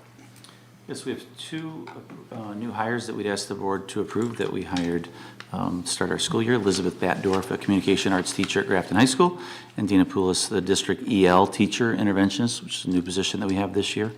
Then informational, we have a number of new hires that we've completed since we last met. Alon Didier, special education aide at Woodview Elementary. Cassie Kramer, special education aide at Grafton High School. Rhiannon Lee, kindergarten aide at Woodview Elementary School. Laura Littlejohn, special education aide at Woodview Elementary School. James Miller, study hall supervisor at Grafton High School. Elizabeth Morse, kindergarten aide at Woodview Elementary School. Annette Nelson, kindergarten aide at Woodview. Deborah Schmidt, kindergarten aide at Woodview. Nicole Schwann, special education aide at Kennedy. And Whitney Smith, a kindergarten aide at Woodview. And then informational only, the resignations was Michelle Sokinson, special education aide at Kennedy, and Julie Vanderloop, special education aide at Grafton High School. We did have a change in position of Patty Shepard from special education aide at Woodview to special education aide at John Long Middle School. So entertain a motion to approve the new hires as presented for Elizabeth Baldorf and Dina Poulos. So moved. Second. Any discussion? All those in favor of the motion, aye. Aye. Opposed, and it passes. Status of any unfilled positions at this point? Yes, we have, so with the change in position, that created a part-time para position at Woodview, and then we had a part-time person move into the full-time position at Woodview, so we still do have those 2 part-time positions at Woodview. Depending on what the board does with the next item, we'll determine how we fill that. So we are waiting for that. That goes with it. I will say at the other levels we are staffed, And I wrote on here, thanks to Mary Kay Aria, when we had our special education para at the high school resign, she has stepped in and filled that, waiting for the new person to be able to start. So Mary Kay, longtime teacher in our district, Golden Apple Award winner for the GEF last year, has stepped in and is continuing to help us even this year as we've transitioned to a new teacher. And now as we've lost that para, she's made sure we've had continuity of service for our students. So a thanks to her for doing that. But we're close to filling all those era, aid, and para positions at the elementary school. Thank you. All right, good segue into item F, hiring benefit eligible elementary paraprofessionals. Yes, as Mark mentioned, this was brought forward to the Finance Committee. Basically, administration brought an issue and a recommendation. The issue being that we were having challenges with filling and retaining paraprofessional positions at the elementary level. And as we talked about at Finance back in the fall of 2019, this was an issue at the 612 level. We were able to solve that issue by making the 612 paraprofessionals 7-hour positions if those people wanted. That took care of that issue. And what we found looking at those 7-hour positions, those full-time benefit eligible positions, with having 17 of those over the past 2 years, we've had 4 resignations, 3 of them people who actually retired. And then when comparing it to the non-benefit eligible positions, we had 22 of those positions with 21 resignations over that same time period. The turnover rate 4 times what it was for the benefit eligible positions. So we brought forward a recommendation that we would start moving toward 7-hour benefit eligible positions for paraprofessionals at the elementary level, with the idea that we wouldn't force people who are 5.75 or less than full-time to go to that, because not everyone wants that schedule. If they're happy doing that, and we've had a number of staff members who work less than full-time and who've been around for a while, we'll allow that to continue forward. But as people resign from those part-time positions, we would start moving toward a 7-hour benefit eligible model, with the idea that that would create stability in those positions with benefits for the students, especially the most vulnerable students who are served by those positions, so that you'd have stable staff members developing relationships with those kids, as well as making sure that we aren't continually having staff catch other new staff that are turning over, getting them caught up to speed on a constant basis, as well as avoiding always having to be in hiring mode and setting up interview teams and committees to get these positions hired for. So creating that stability. We view that as a big benefit. Does come with a price tag, estimated when it's fully implemented. If the new hires would follow what we've hired in the past, being about half taking the single benefits, half taking the cash benefit, this would, when fully implemented, would cost about $95,000. But again, this was recommended by administration. It's being brought forward and recommended by the Finance Committee because of those benefits that I just stated. Okay, administration of the Finance Committee are recommending adopting a model of employing 7-hour benefit-eligible aid positions at the elementary level by hiring benefit-eligible paraprofessionals when positions become available. Do I have a motion to adopt the recommendation of the administration of the Finance Committee? So moved. Second. Any discussion? Hearing none, all those in favor of the motion, aye. Aye. Opposed, and it passes. Thank you, Topher. Replacing paid time off used for COVID during the CARES ARPA leave gap, item G. Yes, this was also thoroughly discussed at the Finance Committee and has been brought forward by Finance Committee as a recommendation. A request was made regarding the period from January 1st to March 31st, which was basically a gap between the CARES Act leave where it made 10 sick days available to staff members if they were out for reasons related to COVID. And then that ended December 31st of 2020. A new leave began, the ARPA leave, pretty much exactly the same, began April 1st of 2021, making 10 sick days available for staff who were out due to COVID.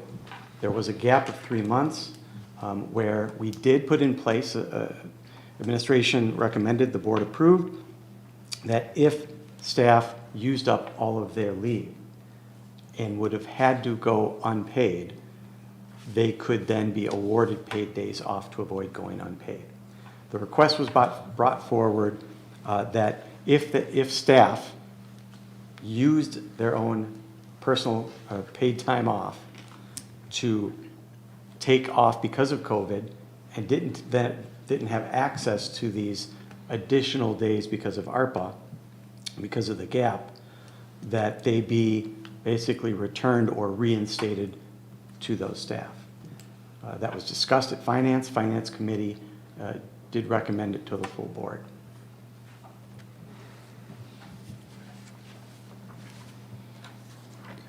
Okay, so the Finance Committee in this case is recommending replacing paid time off used for COVID after the CARES Act leave option ended and before the ARPA leave option began, so that gap period. I have a motion to adopt that recommendation. Second. Is there any discussion?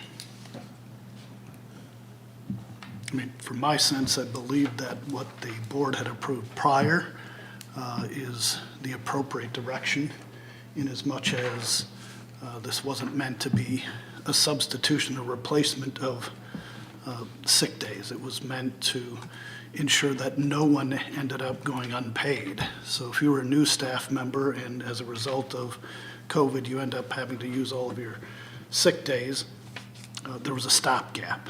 But if you were a 15-year or 20-year staff member and you have available sick days and you didn't use all of them, that the stopgap wasn't available to you. I believe that was the right decision at the time, and I think it's the right decision now. So we have a motion on the table. All those in favor of the motion, aye. Aye. Opposed? Aye. And the motion passes. I'm sorry, did you oppose? I did oppose, yes. Item H, social emotional learning update. Yes, so as I have Mr. McMahon and Stout's coming, so over the past 18 months, we've heard multiple people share concerns about the social and emotional health for their children. I was actually on a call today with other national superintendents talking about superintendent health and staff health. So it's across the board that we've seen, whether it's students, whether it's adults, just how the pandemic has impacted them. We are very aware of the negative impact that COVID has had on students and on our adults alike. You know, we have a wellness hour during our PD days for our staff as well. So we've brought Laura and Michael to sort of bring forward from the pupil services lens as well as the curriculum lens of what we're doing for social emotional learning, because there's that double, they cross over. And so I'll turn it over to them to walk us through what we're doing this year, what's some new things, and as we move forward. Thank you. You'll have to excuse my voice. I never knew I could yell the word or the letters USA so much over the past weekend. So it had nothing to do with the Brewers or Packers. So, if you go to the first slide, it outlines what really is a CASTLE model, and that is collaborative for academic, social, and emotional learning, and it's what DPI uses as well as many people use in finding that foundation of what social emotional learning is in any curriculum, in any system. And so you can see the hallmarks of that tied to this first slide. You would have seen this slide last January when our school psychs and counselors and Laura presented our DESA screening tool that we're now using to screen students and look for social emotional supports that our students need. So This is really the foundation of social emotional work in any entity, and DPI reinforces that with us. So to start off, in thinking about what we're doing for our elementary students, I'll be presenting elementary, and Laura will be doing the middle school and high school. So the next line outlines really things that we've been doing all along connected to social emotional supports, but really have been enhanced, I should say, through the pandemic. And the first and foremost thing that we do is Great Start conferences, which sets the framework and foundation of a great relationship with our families and our students before school even starts. And our teachers have noticed this, as our administrators have noticed this, that kids walk in prepared for that first day of school and have established a relationship right away. That strong relationship continues with our families and our students through use of Seesaw and other online tools that our families are connected within the classroom on a daily basis, whether it's photos, videos. Our teachers have really grown through Seesaw and are using it as a way to make those connections, and that connection is key. We also bring those strong relationships within our classroom. Our next slide will touch on some survey data that you saw as a board this summer on how our families believe our students are connected and feeling at school. And I'm excited to share that data on the next slide at this board meeting so we can all see that. Our school psychs offer individual counseling for students on a need basis. Also, as a team, our SIT team makes those decisions on who might need extra support. We use our PBIS data based on behavior to identify students that might need extra school psych support. If our school psychs are unable to provide that support, they can also work with Ozaki Family Services to provide counseling services for our students based on need as well. I'm thinking specifically at Woodview a couple years ago, we had them come in and do counseling with an entire grade level to support some things that group needed related to empathy and bullying. Back to that student intervention team, that team meets twice a month, and we think beyond academics. We also think about behaviors, and we're using data to drive those decisions on who needs the support from our school psychs. We use the second step curriculum as well as a bullying prevention unit within the scope and sequence of our days and units. We've made some adjustments to that. Our teachers felt really strongly of front loading that curriculum, so most of those lessons are taught in the first couple of months of the school year. The Kindness Retreat has been an amazing opportunity for our fourth grade students to get together across the district. It is an event that unfortunately was canceled last year because of the pandemic, because of what we were doing with cohorting, but it's something that we hope to bring back this year if that entity can have the staffing to do it. So, and then we also have Kindness Week, our Great Kindness Challenge. I think over the last 4 years, I was privileged to present at the January board meeting in the midst of the Great Kindness Challenge every year. But Kennedy also has their own Kindness Week. This is the data that I was referencing. Both Woodview and Kennedy, 95.65% and 97.2%. Our families say, my child feels safe and welcome at school. 99.13 and 99.09 at Woodview and Kennedy. Our families say their child feels accepted by adults at Woodview Elementary and Kennedy Elementary. Those numbers are outstanding and tell us that our families and our students are connected, and really helps us believe that those structures that I had just shared with you on the first page are making a difference, and our families are noticing that. So at the middle school, they start out the year, the jump start for sixth grade, so they get to come for a day without the other students.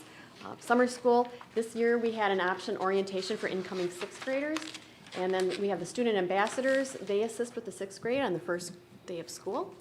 The student services team meets regularly to talk about students of concern and lay out a plan for them.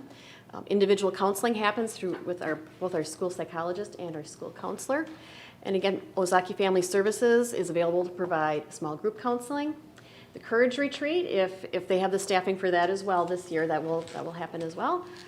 Classroom guidance on topics of need based on the PBIS data. So if there's a topic that comes up, there's a specific issue, then our counselor can provide lessons on that. DPI has some information on suicide prevention that's shared with staff each year. And then there's the all-school anti-bullying activity during SOAR. And similar to what Michael had found or talked about, the survey data, almost 96% of parents surveyed felt strongly or either strongly agreed that my child feels safe and welcome at John Long. And then again, almost 98% of parents also felt that my child feels accepted by the adults at John Long. At the high school, we have a soft start for ninth graders. They're there by themselves the first half of day one. There's strong student-teacher relationships. Our counselors provide a lesson on Acknowledge, Care, and Tell, which is a suicide prevention program for all of our ninth graders during health class. The student services team meets regularly, again, to talk about students of concern and lay out a plan for them. We have the Wellness Week that happens annually at the high school. The Black Hawk Crew students, they mentor other students and help build that community.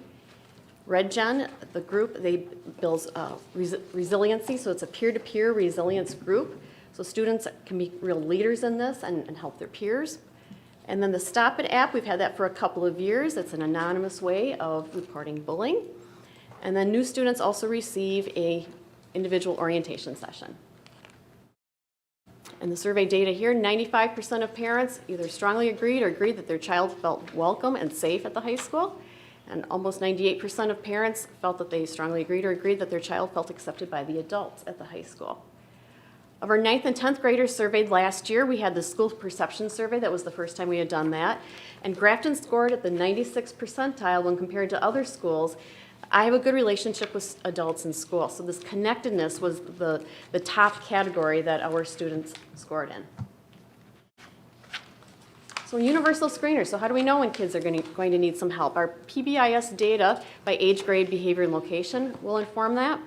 We have our DESA screening. Last year was the first year that we had rolled that out, both fall and spring screening, so that gives us information. The school perception survey at the high school, and then there's also a request for assistance process at the elementary school. So whether it's academic or social, emotional, or behavioral assistance, teachers can request for additional help in any of those areas. So when we look at that data, that's what I had referenced earlier around our SIT team or our student intervention teams, or those teams that collaborate around that data. It's not always about academics, it's about that behavior data. And at the elementary levels, it's our principal, our school psych, our instructional coach, as well as our interventionists getting together on a bi-monthly basis to look at those students. Our teachers have the ability to put in a request for assistance based on behavior or academics, and our team problem solves around that data. At the middle school, it's our principal, our school psychologist, and our counselors, and at the high school, the same team of those counselors, school psych, and our assistant principal. So what we do with that, some possible outcomes, increasing frequency. Just like we respond when students struggle with reading, we need to respond from a behavior and emotional standpoint as well. So we use individual data to drive some of those decisions. You've heard us talk through PBIS about check-in, check-out, and using an informed Tier 2 intervention. Also mentoring. So if there is a student that doesn't have a connection with an adult, find that connection, whether it's a principal, whether it's a previous year teacher. We've done a lot of work at the elementary level of students that have struggled halfway through the school year, prepping them to mentor them, have their mentor be their next year's teacher, and starting to build that relationship. If a second grader is struggling, have them connect with a third grade teacher and start that relationship early. Reteaching using curriculum provided by Aperture or Second Step at the elementary, and that's based on the DESA screening. And then coordinated care with outside agencies like we had referenced with Ozaki Family Services. So our goal, 100% of our goal has to be that we want students to strongly agree, or our parents to agree or strongly agree, my child enjoys going to school at. And so this is last year's data, 95.66. Kennedy said, strongly agree or agree that their child enjoys going to school. Woodview is 97, John Long 96, Grafton is 92. While that's great data, this is something we can definitely shoot for, to have 100% of our students enjoy going to school. And a lot of the foundational things that we've done through social emotional are the first step, but there's obviously more work to be done. Questions?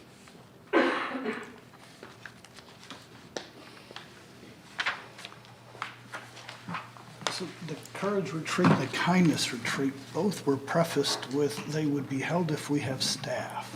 What does that mean? Not our staff. The company that we've used, we've reached out to, we've put in our deposits to have those entities come in and work with us, and they've both told us the same thing, that they're struggling to fill staff to go around and conduct these retreats.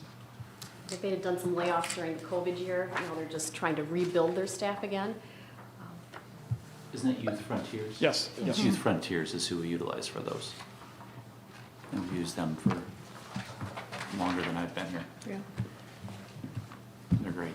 Thank you. They do an outstanding job. High energy, college kids right out of college usually.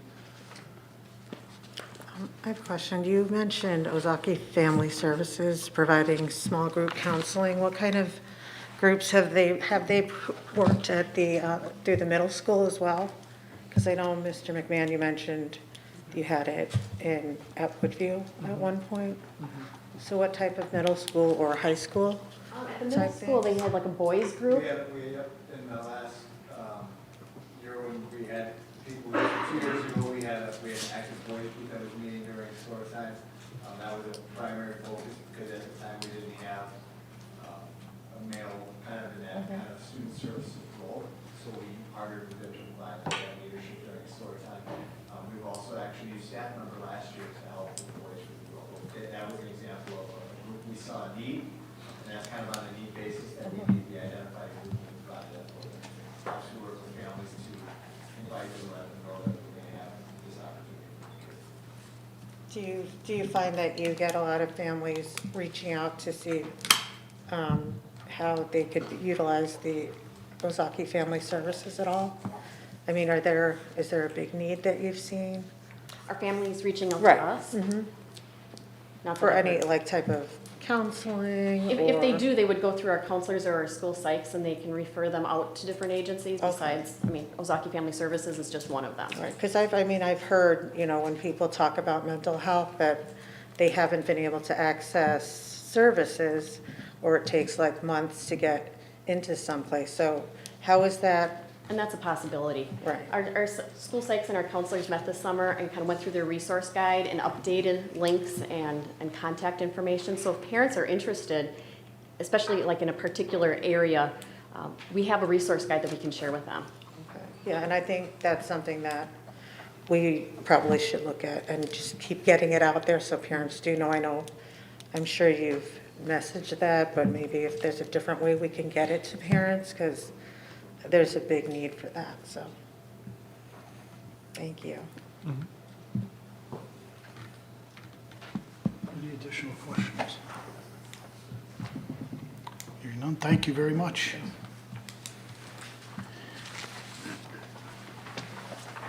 Item I, Alice safety training process. Yes, so I'll have Officer Alfonsi come up, and I think Jamie Schofield as well, with Michael. So something that our safety team has been working on over the last couple of years, and now with a school resource officer as well as a new police chief, there's a new training that we're looking at doing training with, and I'll have Michael and Jamie and Officer Alfonsi walk us through. So I get to kick this off because it's been tied to professional development days, and how do we spend those days in August, and then most recently in September, we've dedicated some time and worked towards the safety team and what we've learned from Ozaki County Sheriffs as well as the local police department. But really, the person we've learned a lot from is Officer Alfonsi. Since he's been on board for less than a year now, 9 months, he has done a great job of bringing our safety team together, and is here to present to you about what our staff has learned at the Back to School PD as well as on September 20th. So, take it away. So, thank you for having me. I'm incredibly excited to talk to you about something that's not COVID related. I don't know how you guys have done this for the last almost 2 years to process that information and come up with your best plan. I applaud you. This is something that I take very seriously, very passionate about, so I'll try not to get too long-winded on it because it's very easy to do for me. But just as a review, Act 143 is obviously in place that requires things that you need to do in terms of safety plan, safety drills. That needs to happen every year. I'm kind of coming in on the middle of this. From my understanding, Officer Rehke was going to be the guy going to Alice training, getting you guys up to speed on Alice, and then the world ended as we knew it. So getting into this, what we have now, what do we do now? What is our current plan? I've got a copy of our safety plan booklet right here. We have a hold, lockdown, and evacuate. Those are our options. Those options are only allowed to occur when someone in charge tells the rest of the building to do that. Hold, lockdown, or evacuate. Alice empowers the individual and at the younger ages, the classroom teacher to make the best decision for that classroom. based on what the circumstances would be within the building. So, can I get the next slide here? Thank you. So ALICE, it's an acronym. A is for alert. Your alert is going to be whatever your first sign of danger is. For some people, it's going to be actually hearing that gunshot go off outside their classroom door. For others, their alert is going to be a PA announcement over the loudspeakers saying that there's an armed intruder in the building and they're in such and such location and this is their description. So alert is what the individual's first sense of there's something really bad going on is. Lockdown. Lockdown is still a very viable option in the ALICE format. They refer to it as an enhanced lockdown, which besides locking the door and closing the blinds, you literally make a barricade in front of your door. You can secure the handle with a belt or an extension cord. You stack tables, filing cabinets, anything that you can get in front of that door to fortify that classroom. And that, again, lockdown is not being taken away. It's very much a viable option. Inform. Inform is going to be that play-by-play announcer giving an ongoing, as real-time as possible, heads up to everyone in the building on where this person is, what they're doing, where they're headed. If the person giving the play-by-play announcer or announcement knows who the individual is, I've encouraged them to call that person out by name over the loudspeakers in the school. What ALICE has found is that giving a proper and up-to-date inform can potentially get to the point that it frustrates the individual who's trying to do harm, and it interrupts them and slows them down. And we are looking for every second possible to make sure that we can get everyone to a safe spot or get them out of the building. Counter. Now, ALICE has gotten a little bit of a rap here with counter because I think people don't really understand it. Counter is the ability to interrupt the bad guy's shooting response, and it's referred to the OODA loop. It's a thought process that your brain goes through every time you're making a decision to do something. And if I can interrupt you by throwing something at you or screaming at you or just making all kinds of noise, running away, that interrupts their OODA loop and they have to start over. And that's a second to a second and a half to 3 seconds of time, depending on how often the person is countered, in order to give that time to get away or to get that door locked and get it fortified. The problem that some people have with counter is they think that it's encouraging kids to go after the bad guy, leaving a safe place to go, let's go get them. No. Counter is very much a last resort, and it's completely based on your surroundings. You're not going to leave a safe place and go counter someone on the other side of the building. You're going to counter someone when they walk into your classroom, and that's your alert that there's something wrong. If your alert is that the bad guy walks into your classroom and you have no other option, then you're going to counter that person. I've encouraged staff so far that they need to participate in their own survival. And that's very much what this is. It's options. It's no longer just sitting in a classroom and hoping for the best. And lastly, evacuate. Evacuate is always our #1 option. I've also encouraged staff to, if evacuate is what you can do, you get out of this building or out of your building as fast as possible and as far away as possible to the rally point that has been determined. And each building has rally points determined. They have multiple rally points determined so that they can get to one of them. They don't have to go to a specific spot and potentially put themselves in danger getting there. There's multiple rally points for each building that gives you an option to get to a safe place.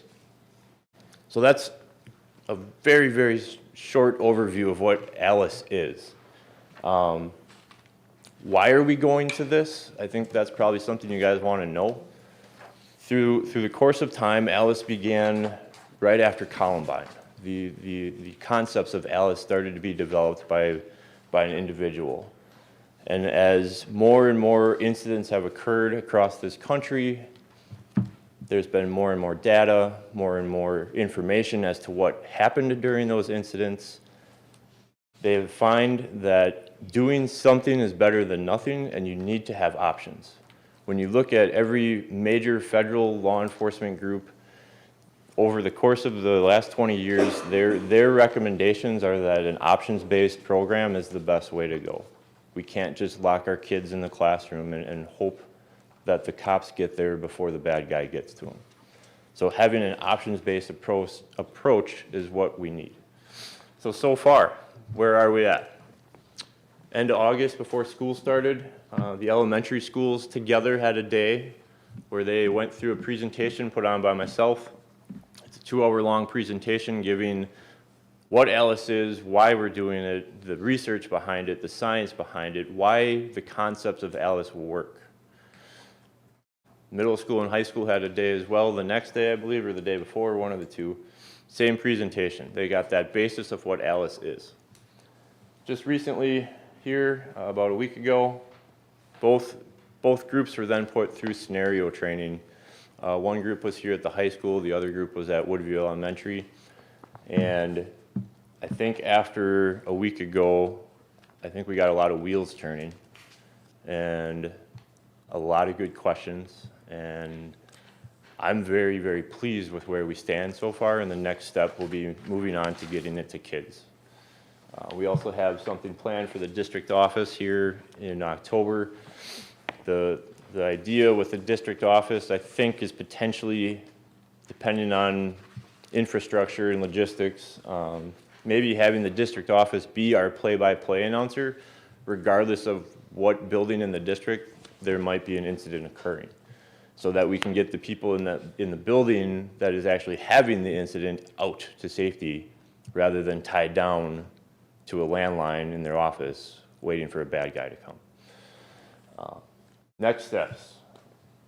We have to notify parents before we're going to give this to any kid in this district.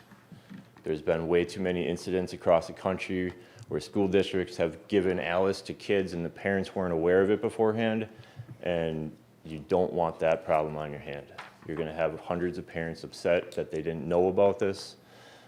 We need to let them know, and that's what we've discussed in our safety team meetings, is developing a parent letter that goes home, letting them know what ALICE is. I'm more than happy to hold a night or two for parents to come. I will give them the whole presentation if you want me to.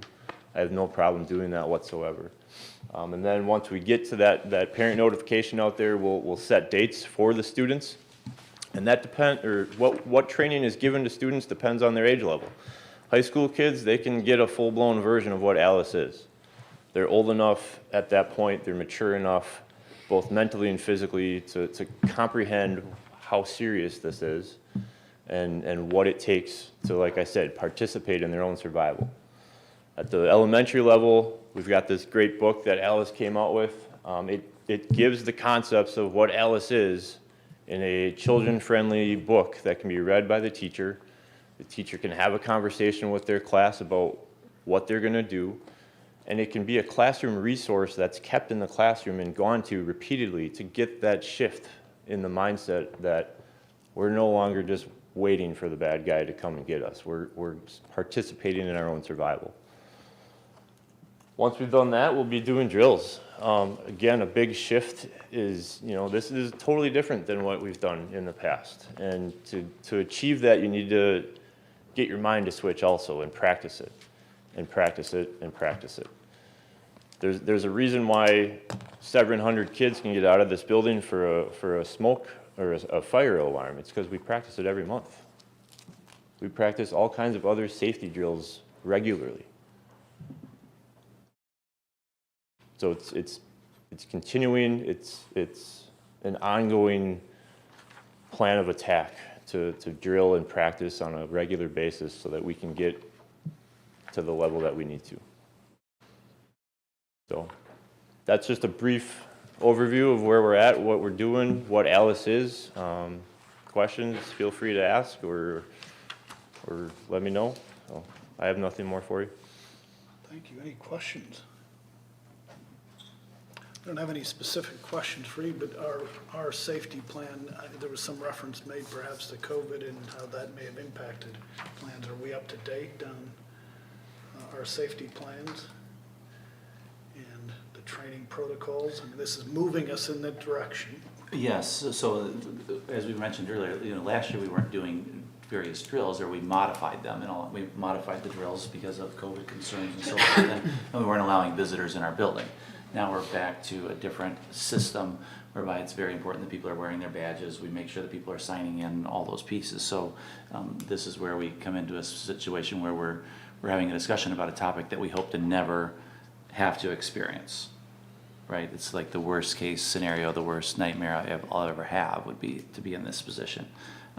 But in order to make sure that we learn lessons that have occurred in the past, in order to prepare our students and staff the most effectively, this is why we've sent Tony to training. Jamie's attended training on this as well, and we have our monthly safety meetings that revolve around these pieces, and to make sure that we are enhancing our protocols and keeping up to date with what is the best practice. And Ozaukee County Sheriff's Department has helped us with this, and it lends to Ozaukee County doing a similar type of response to a situation we hope to never experience. I have. Oh, sorry, go ahead. Oh, I've been through Alice training, so it is like, I love it. I'm so glad it's here, because it's very empowering to have options and some strategies. Do the other schools use this Alice training as well? Have you been? For Washington does, for sure. Cedarburg does. Cedarburg does, and I believe Homestead or Mcclung, Gainesville uses something very similar. So we've intentionally rolled it out, so even the days that we picked, even the time of the day that we picked, because it can be very impactful on a person, and so we didn't have it where it's the end of the day and then you're leaving and going home. Sure. So we've intentionally done this. It's emotional, for sure. Yeah, it's an emotional piece for people, either who maybe have lost loved ones or friends, or know of someone that's been in that situation, or whatever it may be. It triggers something with that. So we've tried to intentionally roll this out in order to be as sensitive as possible to everyone, and that relates to us bringing it to the board, bringing it to our parents, and moving forward with that. Well, I mean, I'm thankful being from Newtown, Sandy Hook. I've been in that school where the kids were killed, and my nieces went to that school, so this is really, I'm happy to see this. So I think this is something that could really help if ever we were in a situation, so. I just want to say thank you for your willingness to, when we roll this out, to host things for our Oh, parents. absolutely. I would much rather do that and have everybody on the same page before we get beyond that and we have other issues on our hands. Absolutely. I will, like I said, I'll give the whole presentation if that's what you would like. I have no problem doing that whatsoever. Yeah, I think it might be helpful, especially if parents feel like they don't want their kids to see it. I don't know what the type of pushback you get, especially maybe from younger kids. They might not be able to understand that, but at least if you'd be able to talk with parents, I think that would be a great idea. Absolutely. And we have a safety committee meeting scheduled for this week, following this meeting, to sort of discuss next steps, pending this meeting and so forth. Sure. So, yep. Thank you. Thank you all. Very good. Thank you very much. Thank you for your commitment to our safety. Quote that you have, each month you change. Item J, annual seclusion restraint. I'm back. Okay, so Wisconsin Act 118 addresses the use of physical restraint and seclusion in schools. In 2011, the legislative branch made this a law that prohibits the use of seclusion and restraint in schools, except under very limited circumstances, where a student's behavior presents a clear, present, and imminent risk to either staff or students. Annually, we need to submit a report to you as the board that documents the number of instances of seclusion and restraint. As a reminder, we do have an in-house nonviolent crisis intervention trainer. Mike Kalina is our trainer. And this summer, he trained 27 staff members during an LBC. In November, he will be offering the same training to our support staff. So during the 2020-21 school year, we had 4 instances of seclusion, which involved 2 different students, and we had 6 instances of restraint, which involved 4 different students. And DPI also collects this information and then releases both the district and the school statistics in the winter. This is going to be the 2nd year that they're doing this. And then on the 2nd page, you can kind of see a chart of historical data of seclusion and restraint. And it's very dependent upon different factors such as the types of students and their behavioral needs and what we have to do to keep them safe. Any questions for Laura regarding the seclusion restraint report?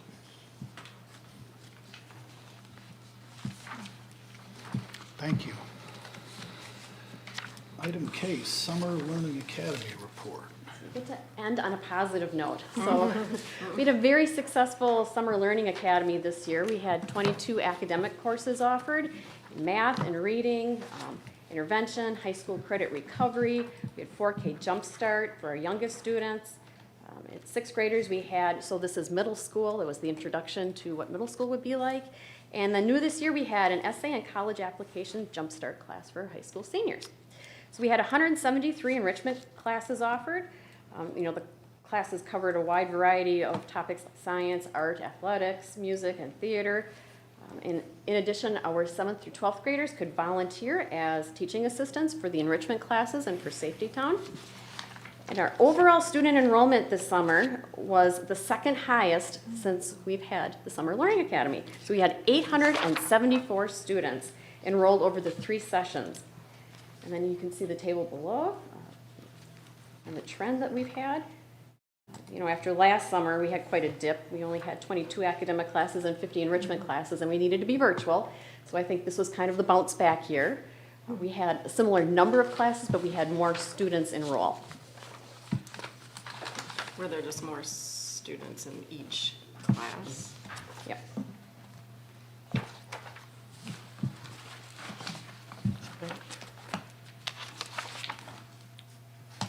Any additional questions?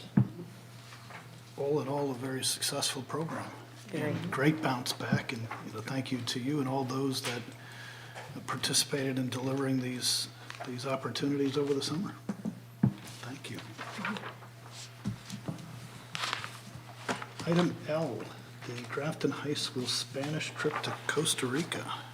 Yes, I asked Mr. Manti and Mr. Bardwell. I wasn't sure if he was here or not. I didn't want to say his name if he wasn't. And Mr. Bardwell, he was coming slowly. There we go. Hello, Mr. Bardwell. Good to see you. And they are here to talk about a Spanish trip to Costa Rica that has been previously approved, but we're bringing back to the board to have discussion on it with COVID protocols and so forth.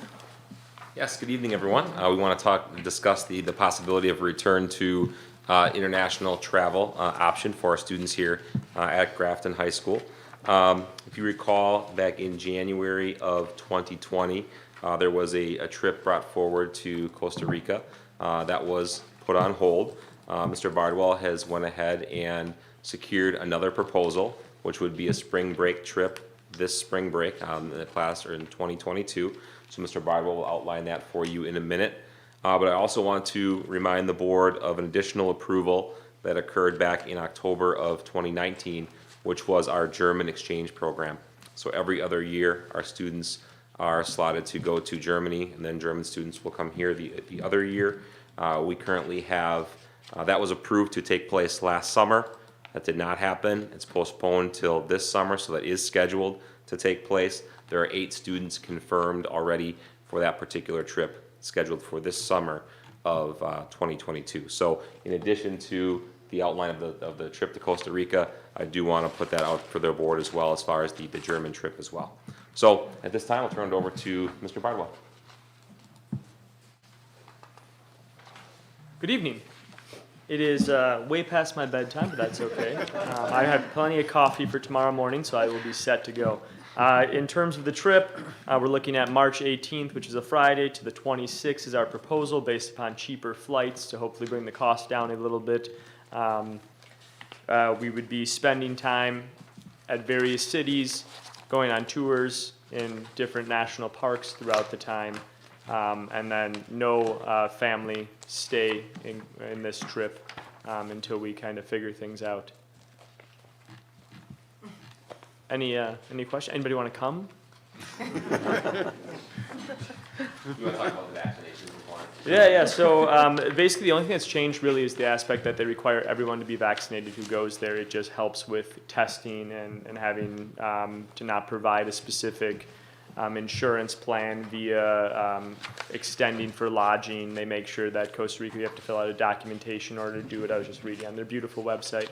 And so the tour company requires vaccination for everyone going. How many students do you think you'll have? That is a huge question mark.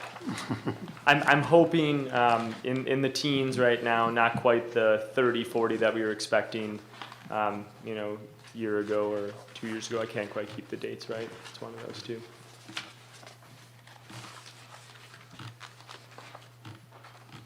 Can you remind the board, like, what are the grade level, what level do they have to be in to be eligible for this? And are you gonna get this on a rotating basis, like the German? Yeah, we're hoping. I mean, to provide students with this opportunity would be great. With the lower numbers, Mr. Manti and I haven't quite discussed. Initially, we had the idea of juniors and seniors just primarily limiting due to the fact of doing it every other year would provide at least opportunity for every kid at some point while not overwhelming the trip. Generally speaking, you take a bus, so they have a maximum count of about 40 on a tour bus that you can have. Otherwise, we'd have to get multiple buses, and that would kind of drive things up and kind of bog down the tours. So we were hoping to do it every other year, would kind of be offsetting with possible band. With the possibility of a music trip as well that would be coming to the board for next spring break. Sorry for the spoiler.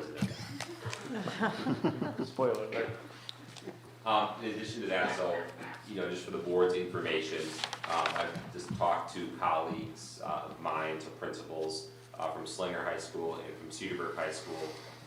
Both of those high schools are moving forward with their international travel in the spring and summer coming up. So just to give you that information in terms of that. So.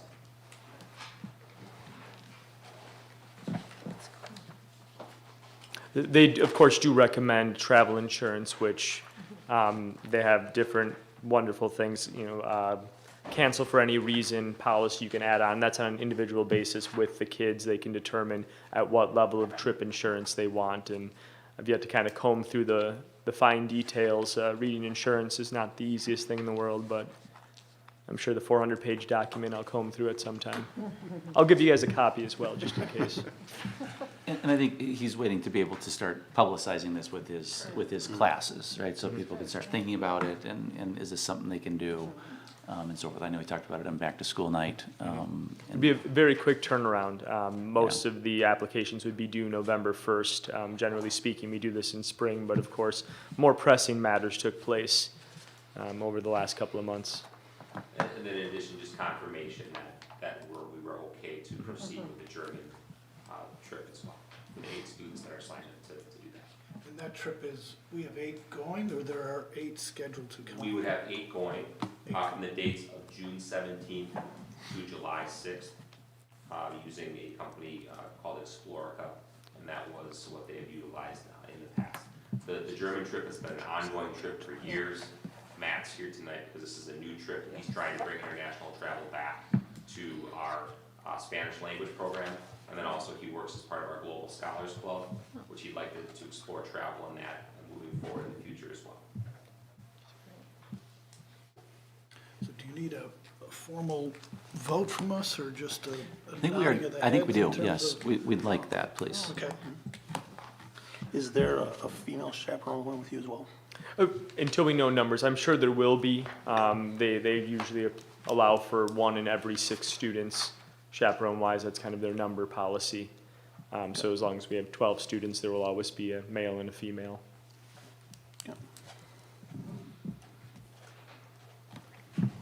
Any additional questions?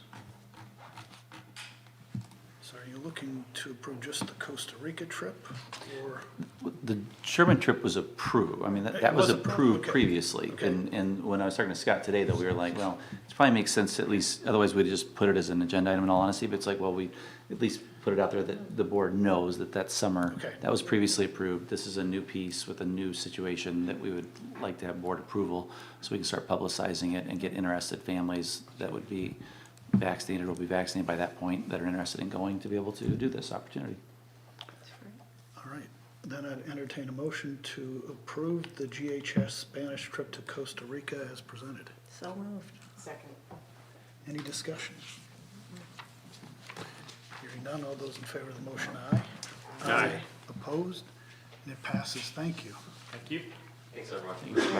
Good luck tonight. Thank you. Last item.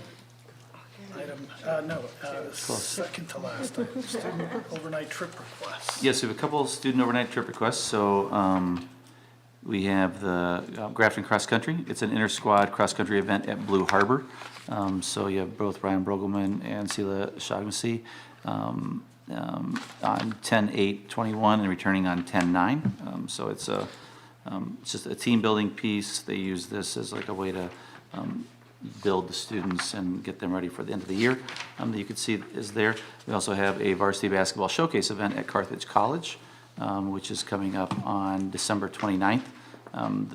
That is not, the students we don't know because they haven't had varsity basketball tryouts. But as they plan ahead for the basketball showcase event, we would ask for board approval for that as well.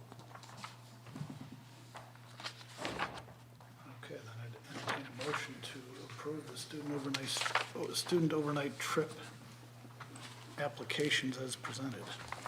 So moved. Second.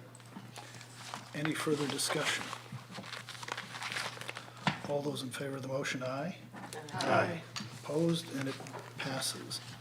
Now the last item, enhancing our future donations. Yes, we asked the board to approve the following donations from Joy Blomer, who donated the Blackhawk level of $1,000, Randy and Deanna Gerke of $1,000, Dale and Diane Nada of $1,000, John and Kate Logan of $5,000 at the varsity level, the Quist family and Foreman Fitness at the varsity level of $7,500, and the Carey family at the bronze level of $25,000. A motion to approve those donations as presented. So moved. Second. Is there any discussion? Hearing none, all those in favor of the motion, aye. Aye. Opposed? And the motion passes with many thanks to our continued contributors to enhancing our future. All right, item 5, adjournment. A motion to adjourn. So moved. Second. All those in favor of the motion, aye. Aye. Aye. Opposed? And it passes.